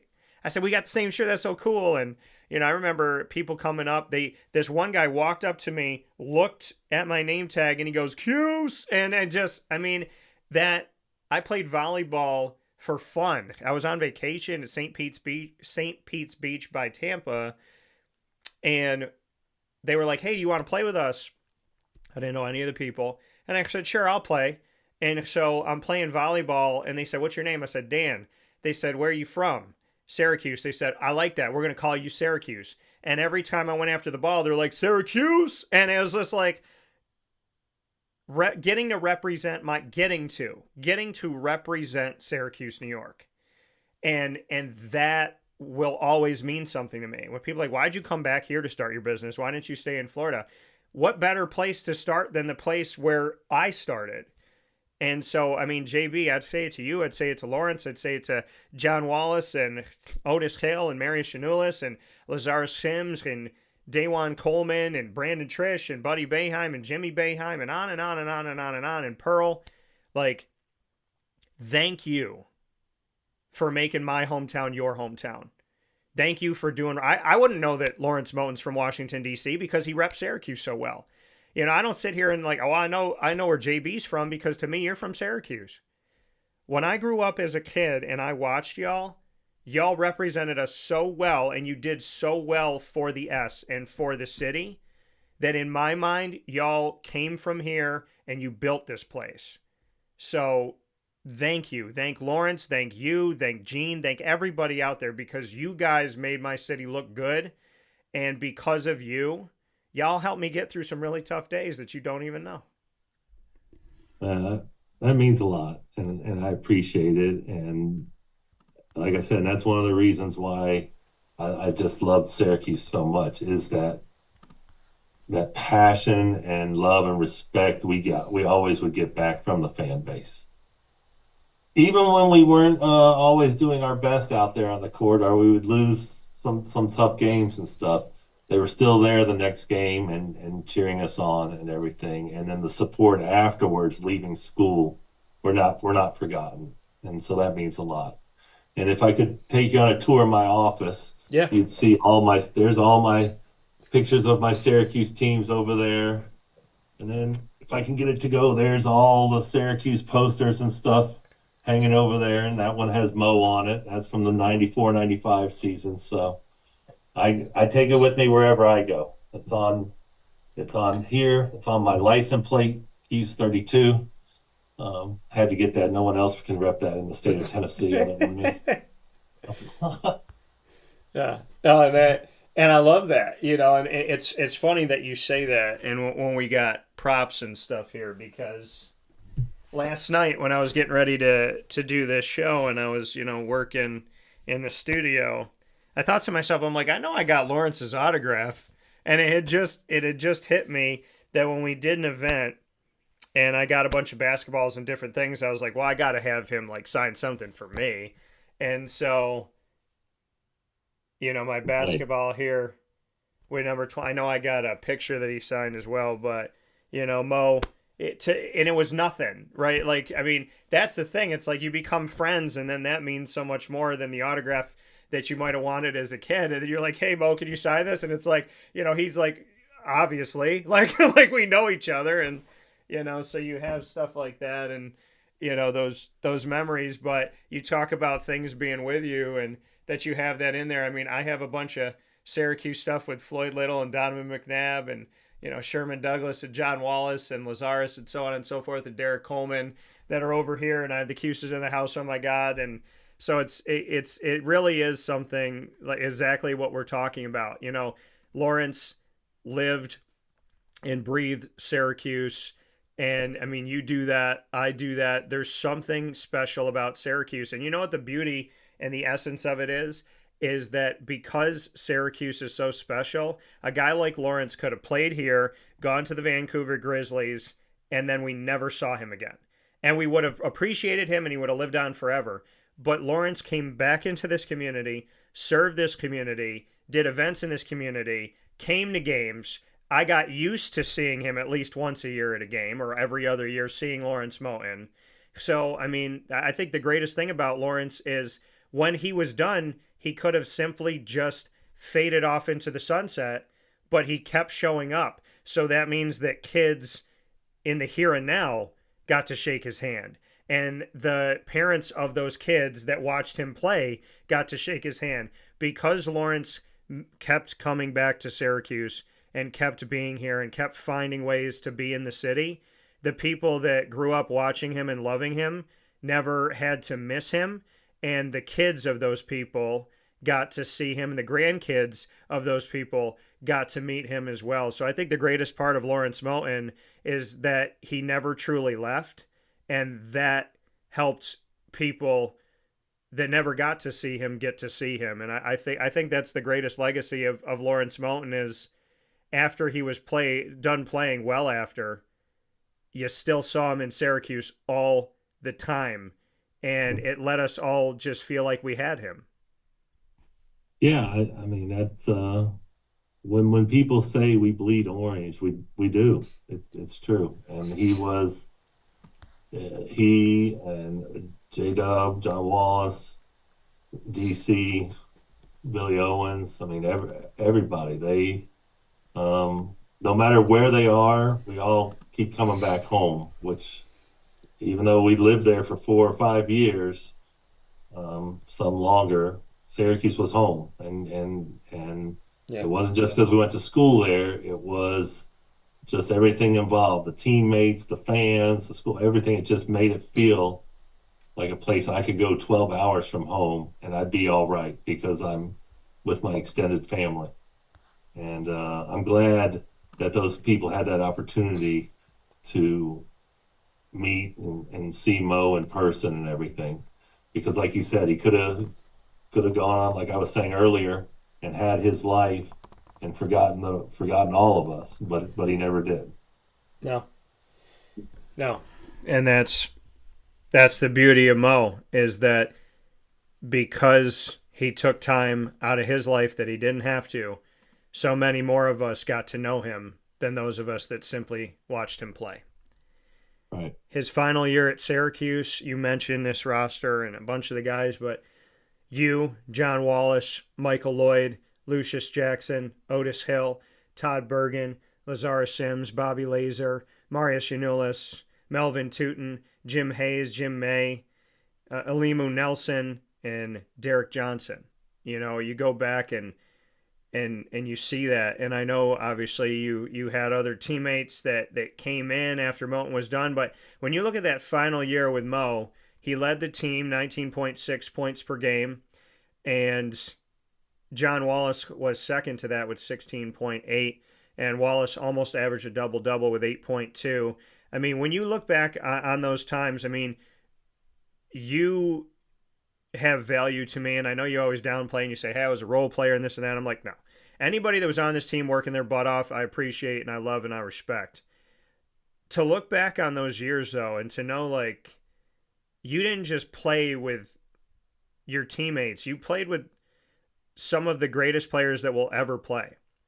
You played with the Syracuse players that no one will ever forget, whose jerseys are retired. Like, when you look back and say, like, I played with Lawrence Moten and John Wallace at the same time, like, does that ever just kind of like, you're like, no. I mean, because, again, larger than life, but they were the guys in the locker room with you. They were the guys messing with you in class. They were the guys eating dinner with you. I mean, they're your guys, your people, and yet, like, I got to be real about this, JB. You were pretty darn spoiled to have the guys you had. I was, and you know, I try to explain to like my kids and everything how fortunate I was, and frankly, sometimes they don't believe me how good I was, because actually that year I started for the first time in college and started the majority of that year, with Otis and I splitting, you know, that two-headed monster in the middle. Yeah. Otis, the big brute, dunk all over you and rebound, and me, the skinny, tall kid who took a lot of charges and would like to shoot jump shots. But it was an honor to be able to be on the court with them and for them to see me, I guess not just as a role player, but as a integral part of the team and an important part of the team. Yeah. And that didn't stop when Mo left. John continued that on the following year, and I just wish Mo could have been part of that following year. Oh yeah. Z and I were fortunate because we redshirted to still be there after Mo left and be part of that national runner-up run. But I wish we were able to deliver something like that for Lawrence after he carried us for so long, and then with John there. I mean, that talk about a tough duo to deal with. Having to face when we face the Hoyas, they're having to deal with Lawrence and John at the same time. That was a tough combination, but it was an honor to be on the court and that they trusted me when I was out there. Yeah, and that. I mean, they're legends, right? I mean, that's like the people who came off the bench and were the quote unquote role players that played with DC or Louie and Bowie or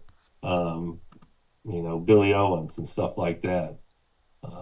to say you played, or Carmelo and that team, to say you were part of those teams and you played with these absolute legends and they trusted you. It's just for a kid who always dreamed of playing big time college basketball and that to come to fruition. I mean, that's something I'll never forget. Yeah. And like you said, to have that relationship and have those connections, and like you said, I mean, these guys are legends and they're always going to be legends. And it's funny because when I think about the things that like stick out to me the most, like I said, it was Lawrence's softness, and then like when he, like, if you could get him to laugh and and he'll kind of look at you and just be like, that's good. And then with John Wallace, it's like like if you get John to laugh, his laugh is so high pitched and distinct.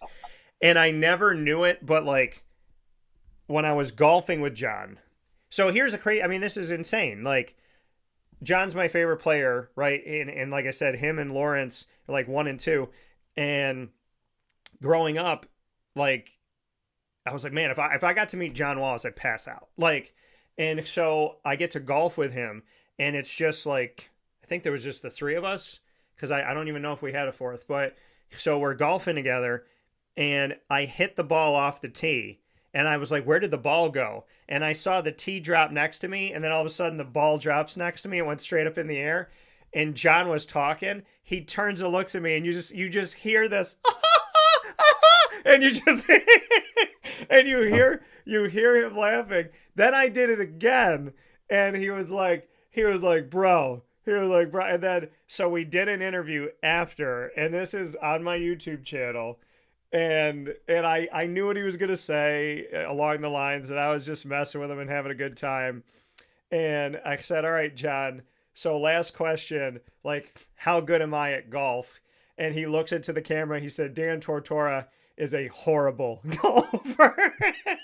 But I mean, we had and I can putt, John, so knock it off. But I mean, it's moments like that. Moments just sitting with Lawrence where he would tap you and just let you know he appreciates you. Moments with John, moments with you on the phone yesterday and just speaking. Moments with Gene Waldron when him and I got to, be judges for a food competition. And when the food was good, it was good. And when it was bad, just the way Jeannie would look at me and he'd like take the food and I'd be like, we're supposed to try it. And Jeannie goes, I'm going to save your life and not let you try this food. It's like, people know you guys as just being awesome. And again, larger than life and, just wearing the S. But like, I get to know you as human beings beyond that. And what I love, like I said, and I'm going to continue to echo it, is that Lawrence did that. Like, Lawrence had his teammates. He had people that, like, yeah, we met through doing an interview and then we become friends. But there are people that are walking through the dome over the years, and I'm sure you're watching and listening to this, folks, and you can say this because I saw a bunch of you post this. There are fans that were not broadcasters, that didn't interview him, that didn't play with him, that didn't coach him and or be coached by him. They were just people in the dome, fans of Syracuse. And they have Lawrence Moten stories because he would not just shake your hand and walk away. He would actually spend time to talk to someone and get to know somebody. And I read one of those stories last night where it's like, he didn't have to be nice to me, but he was. Yeah, we've been saying it over and over. I mean, that's who he was. And that's what made him special. And that's what makes a lot of the Syracuse former players special is, we don't stop appreciating our fan base and the Cuse family just because we graduate and leave school. Yeah. We still try to come back, or we pick up the phone and text you like I did yesterday, and then we had a phone call afterwards. We just stay in touch, and it's not just with our teammates; it's also with some of the fans and stuff. And I'm glad that he, like I said, he treated me with that respect. And he treated everybody with that respect. It's the way he carried himself. And that's a testament to who he was as a person. Yeah, he could have walked around and said, "I'm Lawrence Moten," but he walked around and was like, "How are you?" You know what I mean? Like he walked around and he knew who he was and he knew what he did, but he also cared about other people. And the fame never got to him, because if it did, him and I would have never talked. We wouldn't have known each other. We probably would have done a 5-minute interview, and then he probably would have been texting on his phone and walked away without even shaking my hand. But that's not who Mo was. Mo was like sitting with you, talking with you, getting to know you. And it was hard at an event to get 5 minutes with him, because he wanted to say hello to so many people. He wanted to sign. He wanted to talk with you. He wanted to see how you were doing. And, I remember that I think when we were doing the event together, I think he said something to me. It was like he signed something for one of the, I think it was at Carvel, or it was something that we were doing, and it was like, hey, I want to sign this for them and say thank you. Like, I want to say thank you.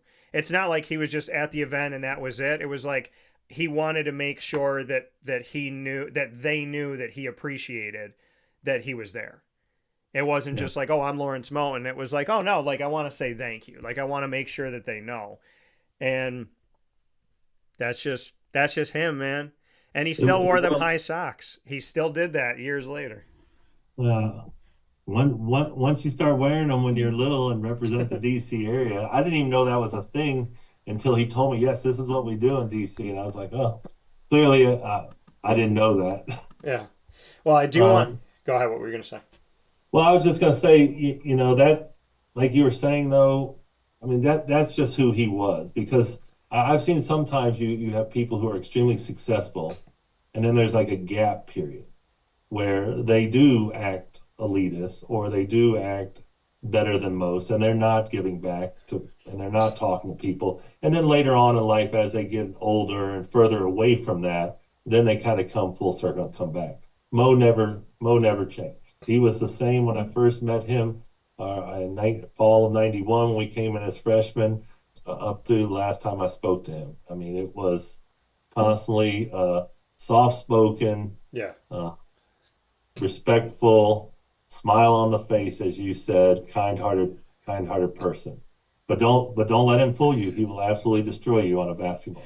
Oh, 1,000%. He may be talking nice to stuff, but he's trying to kill you out there on the court.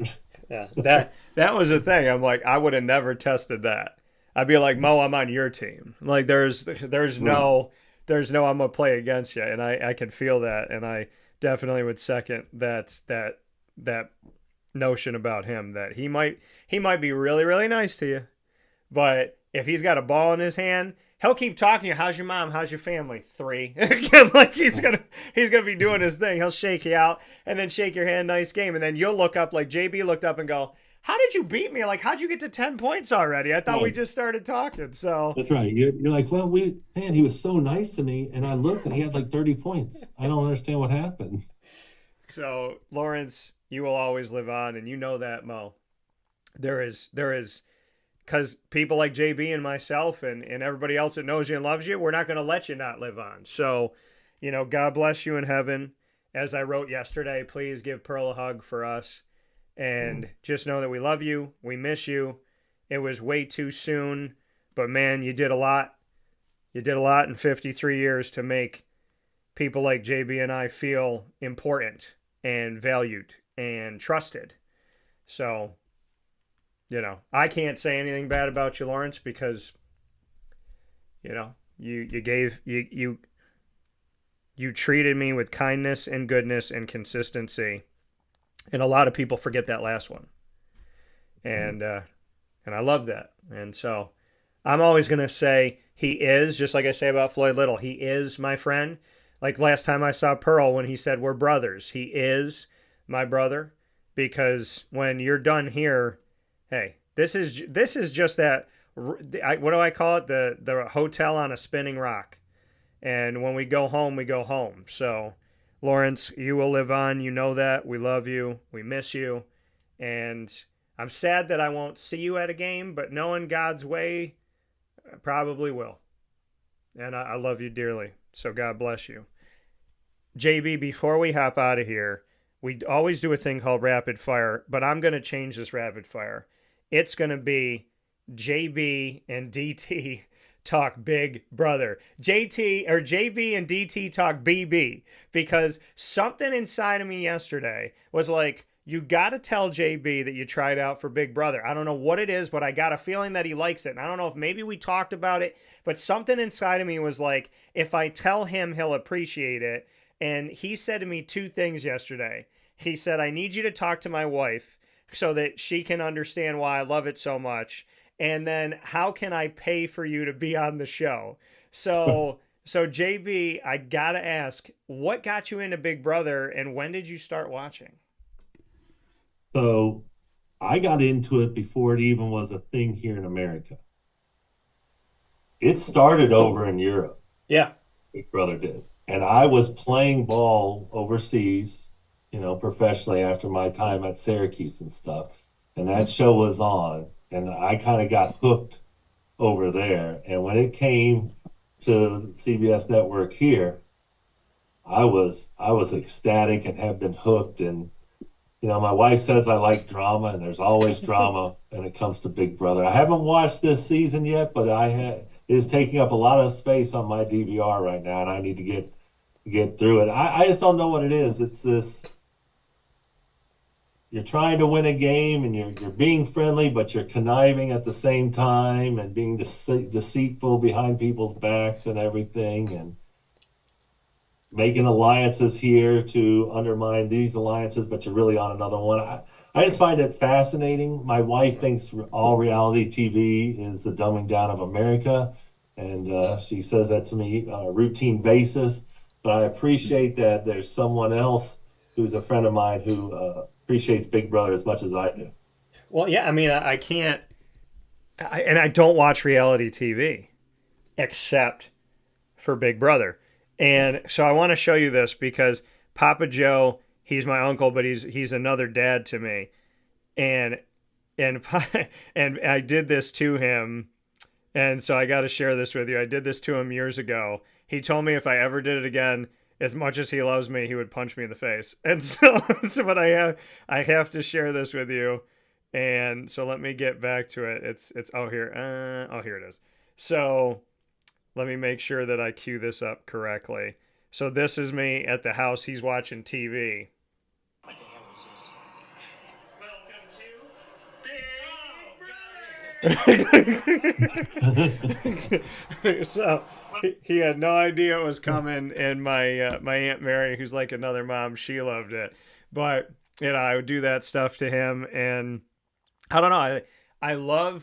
So I didn't know anything about the show, and I didn't understand it. And I was dating somebody at the time, and she liked it, and her dad liked it. And I started watching in the first 2-3 episodes. I'm like, what is, like, I don't get, like, what is this? I remember I kept saying, what is it? And then, I don't know, I like blinked, and I'm all these seasons in, and I'm watching it, and I auditioned for Big Brother 21, funny again, because 21's my number, and we're talking about Lawrence Moten today. But I did, and here's the crazy thing. This is how dedicated I am, JB. I don't know if you know this. So I got called down to New York City to do the audition, and it was the day that Syracuse was playing Duke in the Dome. So I went down. I literally had a book bag. That was it. No clothes, nothing. I flew down with a book bag, took an Uber. I think I flew into LaGuardia. Took an Uber, went to the place where the audition was, did the audition, got back in the Uber, went back to the airport, and came straight to the game. So I literally went to the Big Brother audition and then went straight to the Dome to cover the Syracuse Duke game that day because I wasn't going to miss one for the other. Well, that is dedication right there. But I'm glad you got back for that Duke Syracuse game. I did. Game. I'm sad that you didn't make the show though, because I think you do really well on it. Just don't tell them what you do for a living. Well, I gotta ask you this though. So why do you think I would do well on the show? Because I had, well, I'm not going to load the question. I had somebody be not very nice about how they thought I would do, but why do you think I would do well on the show? I think your social game would work well. You'd probably form or be part of lots of alliances, and they probably would think they could just cut you at the end, and you're the one that just sneaks in at the end and is slowly cutting them all one by one off the show behind the scenes. So the next thing you know, you're sitting in the final three. Okay. Now, I'm not somebody who can lie and live with it. So like I told you yesterday, I would have to like not say much, or I'd have to be vague. And I feel like I can talk my way through any situation, but I'm not a person that can just directly lie to somebody. I feel like I would just have to talk around something, because I couldn't live with myself if I lied. That's when you would see me on the show crying. So I guess that's my question back to you. Since I'm not a good liar, then, how do I get to the final three? Well, there's lying, and then there is stretching interpretation of words. Now, of course, you're talking to a lawyer who stretches interpretation of words for a living every day. But no, I don't think you have to lie to people. I think being respectful in the household. I think you'll win comps. I think you can win physical comps. I think you could win some physical comps and stuff. You might be able to win some of those. I don't even know what they call them. You'll probably definitely win some of the mental comps.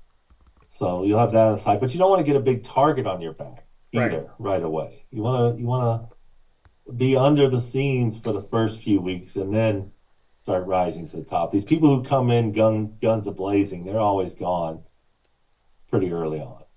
So my question to you, and I agree with you, I would never want to win the first HOH, but because the first HOH starts planting seeds in people's heads about people.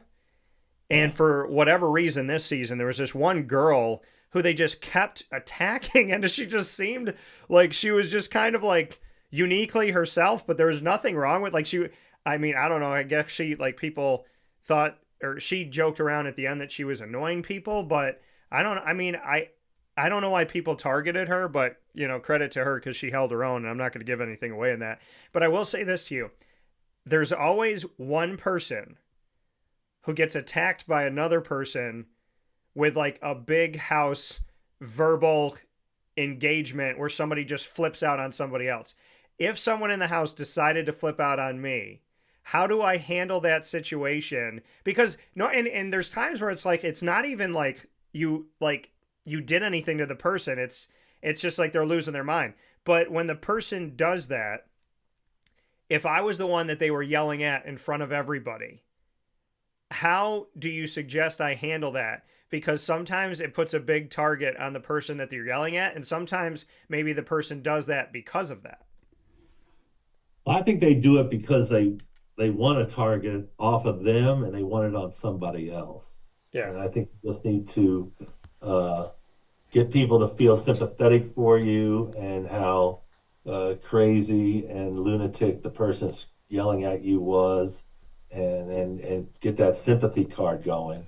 I can't remember her name, but there was a lady one season who absolutely was going off on it was an older lady who was going off on one of the younger guys. It may have been. It was last year. It was last year. Yeah. And I was like, and everybody wanted to, yes, they got out him, but they also wanted to get her out and everything. So just play a sympathy card. Don't make yourself a huge physical threat, because those now, usually back in the day, the physical threats would make it towards the end and stuff. Now everybody's just kind of getting rid of them pretty quickly and everything, unless they keep winning, of course, and everything. So, and I think they've done with some of these new competitions they have, where you kind of get a second bite of the apple if you lose the first competition. And I think it helps some of the more physical players stay in the game longer and everything. So here's the question. Also talk to production, because I swear sometimes people stay in the game that probably actually did get voted out, but production kept him in the game somehow. Okay, fair enough. Here's my question to you, though. What profession do I say that I have? Because I agree with you that I do not say that I own my own business and I'm a broadcaster, because my entire life is about building and sustaining relationships and caring about people and, helping people feel safe and comfortable and really being able to talk to anyone about anything. So I can't say that, because that's like 100% social game. And then if they see that I can work in the physical world and that I do appreciate athletics and did play basketball. And so there's things that are meaningful to me and hand-eye coordination. I don't want to be someone that's like, oh, he's got a really good social game in his career and he could do this. So what would I say I do for a living that you actually think that I could sell to people that I do for a living? Oh, well, okay. So you had to add that last part. And you don't like to lie either, right? Right, but I guess I would have to maybe pick something that I also love to do that like I've worked on in my life before. But I mean, what profession would you say, Mr. Lawyer? What profession would you say that I do if I don't tell them that I'm a broadcaster? Well, I was going to say public school teacher, but I don't know if you think you could be a public school teacher or not. That always seems like a safe one to me. I mean, you could stay in the broadcasting realm, but just say that you're like one of the behind the scenes people, part of the production or something like that, where you're not the on-air personality and everything like that.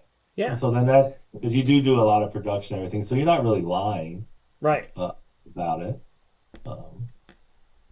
I mean, I guess I always like the elementary school teacher in a public school setting, because everybody thinks they deserve more and better and they have tough times and stuff. And so you're right away getting kind of the sympathy of versus coming in saying you're a lawyer or, hey, I'm a radio personality, TV personality, or I'm a former athlete. Yeah. I think those people always get big targets on the back when they come in bragging about, oh, I was a former collegiate athlete. Day one, I'm like, well, you're going to get out of here. We're going to get you out of here because you're a big physical threat. Okay. Yeah. Well, yeah, and I do think that, and I agree with you on that. I think the showmance, the athlete, and then like anybody who's already in the entertainment industry, because it's like, well, why are you here when you're already out there doing your own thing? Like, you're already working in the entertainment world, so why would we give you more publicity or more opportunity? So I think you have to like stay away from all those things. Like I can't tell people that I was recruited D3 to play NCAA basketball. I would probably just say like, hey, I played basketball in high school, really loved the sport, love watching it, and I would stay away from the entertainment world of being on-air talent for sure, because the showman's thing might be a little bit hard because I'm single and I don't know what those girls are going to look like in the house, but the showmances seem to work. I mean, I'm surprised that people don't cut showmances early on. I remember back in the day, I don't know when you first started watching it, but the whole Brandon Rachel thing and Rachel losing her mind on people and stuff, and yet she eventually won one season, like an all-star season after that and stuff, but these showmances seem to make it towards the end a lot, and it fascinates me because I was like, there is a person there that they are never going to go against. Right. And I agree with you. I think if you show that you're in one, then you have to be very, I don't know. I mean, I guess you got to win a lot and you got to be protected by people that are going to help you along, because showmances that have good relationships with people where they have a group of 4 or a group of 5 or 6 and the showmance is within it, there's somebody protecting it. But if it's just the two of you, then it's, it can become a dangerous road. And you'll see it in this season of like, there is the world of showmance, but did they protect themselves? Did they not protect themselves? So I think it's definitely interesting, and you gotta be really laser focused on what you're there to do, right? You're there to play the game. You're there to win the game. And what people do not do, and it baffles me, JB, is that they don't have good jury management. There's a way of letting people go from the show. And you brought it up yesterday when you and I were talking on the phone. Derek, who was the undercover police officer who didn't tell anybody that he did that, nobody really ever felt like he lied to them. He was mean to them. He hurt them, or was ever somebody that was in any way, shape, or form negative. And so it was so easy for him to win because nobody felt like he did them dirty. And even if they didn't like it or they got voted out, they just never really felt like he was hateful or just I don't think anybody thought he was a liar. Yeah, So it's like he did it in a respectful way. He got rid of you in a respectful way. His methodology and the way he went about it. yeah. Kind of like almost how we were talking about Mo, the whole effortless smile, respect you and everything. But I'm going to, at the end of the day, I'm going to cut you from the show. Yeah. So here's my question to you. Do you think Mo would be successful on Big Brother? Too many people probably know him. That's true. But I mean, I think. Commodity, but if they did not follow Big East basketball, which I don't know who wasn't doing that in the early 90s, yes, Mo's personality, he'd put that smile on, warm people's hearts, get them to trust him. And then when the time came, you'd be walking out the door, not him. Well, that's the thing is, like, I picture him talking and how he carried himself. I feel like if he voted you out, you'd be like, oh, but it's Mo. You know, like, I don't feel like people would be mad at him. You know what I mean? So, with that being said, Lawrence Moten, forever in our hearts, and many moments that we got to celebrate him off the court, not just on the court, JB. And like you said, we got to be around him. We got to be his friend. And he chose that. So we choose to celebrate you, Lawrence, and to do today, even talking about Big Brother, to do today what you did, which is visit with people, talk, smile, laugh, and have fun and have a good time and connect with other people. So, JB, thank you for taking the time to talk about your friend and your teammate. And, just thank you for our relationship and our bonds. And that's something that I value so very much. Like I said, with you, with Lawrence, and so many others, is that you have allowed the little kid me to do something impossible, which is to become friends with the people that have always been larger than life. So as we remember Lawrence, I say thank you, and I say thank you to so many others at Syracuse, because your goodness and your kindness and your heart just really means a lot. So we can speak highly of Lawrence Moten, but there's a reason why I asked you to be on the show today, and there's a reason why I'll have others on the show, and that's just because there's a lot of good people that have come through Syracuse, New York, and as I remember Lawrence and my appreciation for our bond, I do that with a friend that I appreciate that has allowed me to be a part of a family I never thought I'd be a part of. So thank you, JB, for that. Well, thank you, Dan. You are a friend, and as you said, Lawrence is a friend. Not was, but is a friend, and will never be forgotten. And I'm gonna change our famous phrase from our '96 season a little bit. It's not Cuse is in the house; it's Cuse is always in the house. And just like Lawrence will always be a part of our lives as well. So, but thank you for being a friend. Thank you for having me on, and go Orange. Absolutely. Cuse will always be in the house, like you said. And Lawrence, you know what? You made heaven your house yesterday. So happy. I'm sure God's happy to have you back home. And we're happy to have you for the time that we did. And we look forward to seeing you when it's our time as well. So JB, God bless you and God bless your family. I'm sending you my love. And I look forward to hopefully getting to see you in person very soon. Absolutely. I'm gonna do my best to get up there and bring little man with me so he can meet you in person and meet some of my former teammates and see the dome for the first time in his life. Yeah, please make sure you do that. So God bless to you and stay safe. Have a great day, and we'll talk soon. All right, my friend. See you, Dan. Thanks for having me on. Thank you, JB. See you. Bye. See you.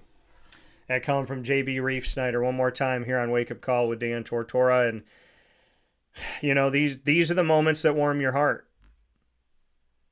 They are. I mean, they're the moments that make the difference. I mean, you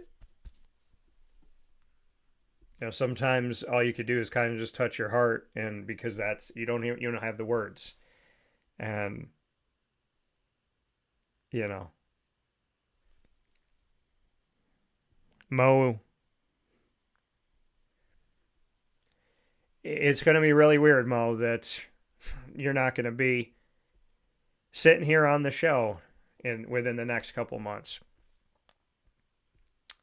But I know you're up in heaven, and I know you're going to be with us. I already know that, and that's why I say Mo is a friend. Not was a friend, is a friend. Because was means we stopped. We didn't stop being friends. Last time I saw him, it was all love and a hug and how you doing? So, I love you,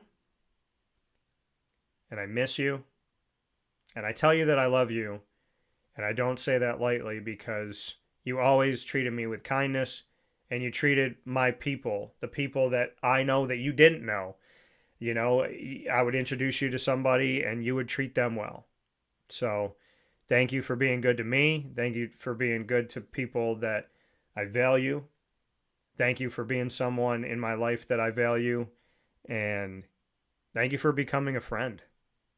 Because, wow, you know, I mean, life is good. And life has so many wonderful blessings to it. And you're one of them, Lawrence. You're one of them. I always loved seeing you and talking with you, and I just like the fact that I got to meet you, and I love the fact that you remembered me when I'd see you again. So, I'll see you again, and I'll never forget you either. God bless you, brother. We're going to end this video here on Wake Up Call with Dan Tortora inside the Great Lakes Honda City Studios because it's time to get into the Fantasy Football Power Hour. So for those of you that have been patient, thank you. And I just want to thank Paul Clark again for our OCC Lazer Lounge special. And I want to thank Onondaga Community College for our partnership that literally just begun, which is crazy to think that it just started. It was like a month ago today. And I'm excited for everything that we're going to get to do. And, you know, JB's JB, man. Like, I love JB. I love him more yesterday than I did the day before and more today than I did yesterday.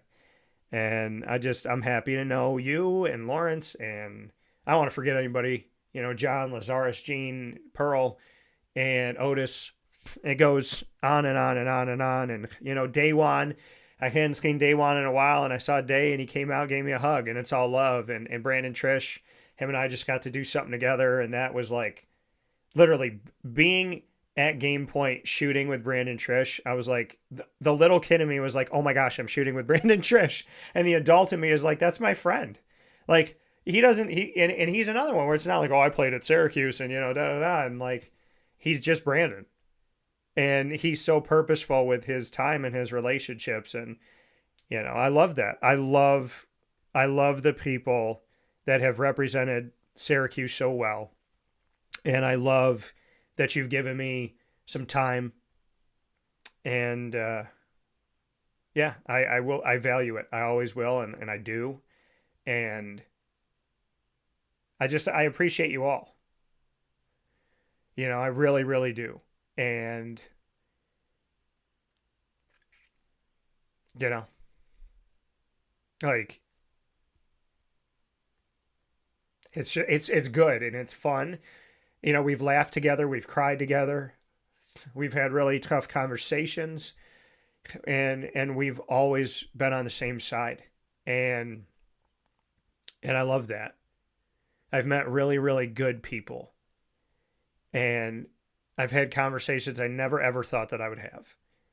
And I just thank God for that. I thank God for each and every single one of you. And just know that. If we haven't talked in a while, I hope we talk soon. You know, Roosevelt Bowie, Dale Shackelford, I mean, there was a time where Dale and I were doing a live show at Orange Crate Express out in Manlius. And I wasn't feeling well for like something came over me. I got really dizzy and like I tried to get up and like I barely moved my head and I felt like the room spinning, and we were supposed to do a live show. Well, so my parents are there, Dale's there. I'm upstairs at the Orange Crate Express. I thought about this yesterday when I reached out to Dale, and I'm laying down on like a booth. And Dale could have left, right? If he had an ego, it's like, it's not a live show. We're not talking about me. It's not all about me. I'm going home. He didn't. Like, he went downstairs. He talked to people. He handed out my shirts for Wake Up Call. And he stayed there for hours. Again, we didn't do the show. I didn't feel good. I have no idea what was bothering me that day. And he did not leave. He went and represented my show, my company, me as a human, talked about me, talked about us, handed out my stuff out of the goodness of his heart. And then at the end, held up my banner and took a picture with everyone when I was feeling better. And then he helped me out to my car. Like, only good hearts do that. Only good people do that. And I would have never met Dale if not for chasing my dreams and him chasing his. So chase your dreams. And I haven't seen Dale in forever, and I miss him. And I hope I get to see him soon. You know, Rosie, man, Rosie, he always makes time for me. And Louis Orr, you know, Louis coached me at a camp, Mike Hopkins.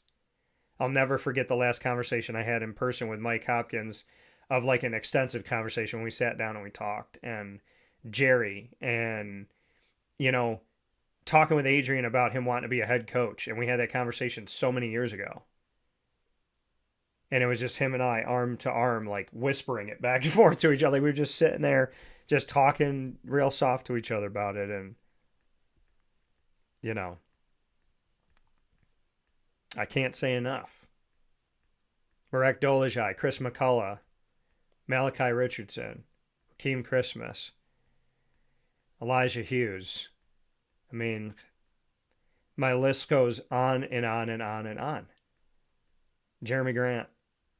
Jeremy's father, Harvey. I mean, I can't say Jirai, you know, his brother that I got to talk to. I can't say enough about these people that have come through Syracuse, New York. And so in a way, it's like remembering Lawrence is paying tribute to every good soul that has come through here, and everyone that is here now, and everyone that will come through here. Hakeem Warwick.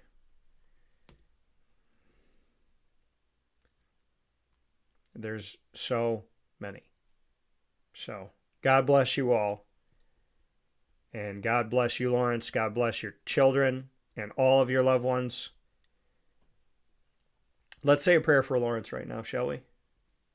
And for everybody he affected. And the beauty of the fact that he affected so many in a positive way. So in the name of the Father, and of the Son, and of the Holy Spirit. Amen. God, I want to thank you for giving us Lawrence Moten. I want to thank you for giving us his smile, his kindness, his grace, and his goodness. I want to thank you for the time we got to spend with him and all the memories that we have. I want to thank you for every life he touched, and by touching our lives with positivity and goodness, that he hopefully showed us you. I ask that you hold him tightly today, give him a big hug, and let them all know that we are chanting poetry in Moten here on earth. May he always be with us. May we see him, hear him, feel him, and know him by your goodness, by your majesty, and by your miracles. May he be safe and sound in heaven, because Jesus died for us so that we may live. May Lawrence be safe and sound with you and with his loved ones that have also passed away. May he be completely with you, closer to you than he's ever been. And may he never feel pain, negativity, or anything that's not good and positive and wonderful ever again. May all of his loved ones here on earth, including his daughters, be filled with your love, your kindness, your generosity, your healing, your truth, your heartbeat. May all of Lawrence's loved ones and their loved ones be safe and sound today. Everyone whose life he touched and their loved ones be safe and sound today and always for all of us. May we grow closer to you every single moment, God, every millisecond of a millisecond. And may we all be connected to Lawrence and Lawrence to us, even in death, because dying you destroyed our death, and rising you restored our life. God bless you, my friend. Sleep sweetly, and as I said, give Pearl a hug for us. God bless you in heaven, and God bless your loved ones, and God bless your soul. Thank you for being nice to me, and thank you for not having an ego and giving me time, giving me just quality time with you.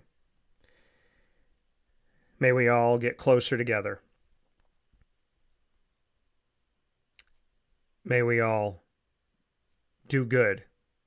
And may we all value taking a few moments out of our time to give to someone else, like you did so much for me and for countless others. May your love have a ripple effect that stretches through time and space and shows us the love of God every day. In your most precious name, Jesus, we pray. In the name of the Father, and of the Son, and of the Holy Spirit. Amen. We love you, Lawrence. We love you. We miss you. And we only cry and get emotional because you left us better than you found us. So, you are my friend. It's not you were, you are, you always will be. And I'm going to go out here and do everything I can to bring good and positivity and truth and kindness and God to this world. And when I'm done and God says that it's time,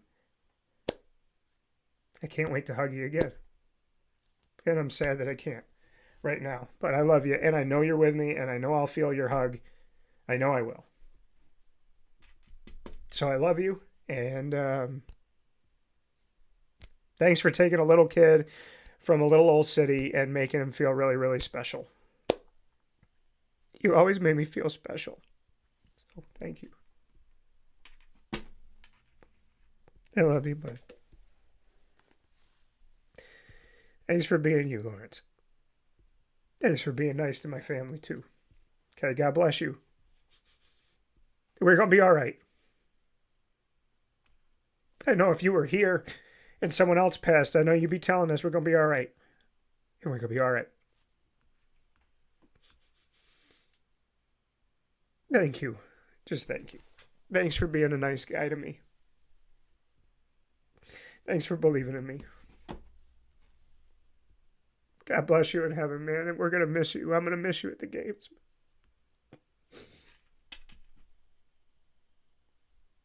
We'll be back in just a moment. Rest in peace, buddy. Rest in peace.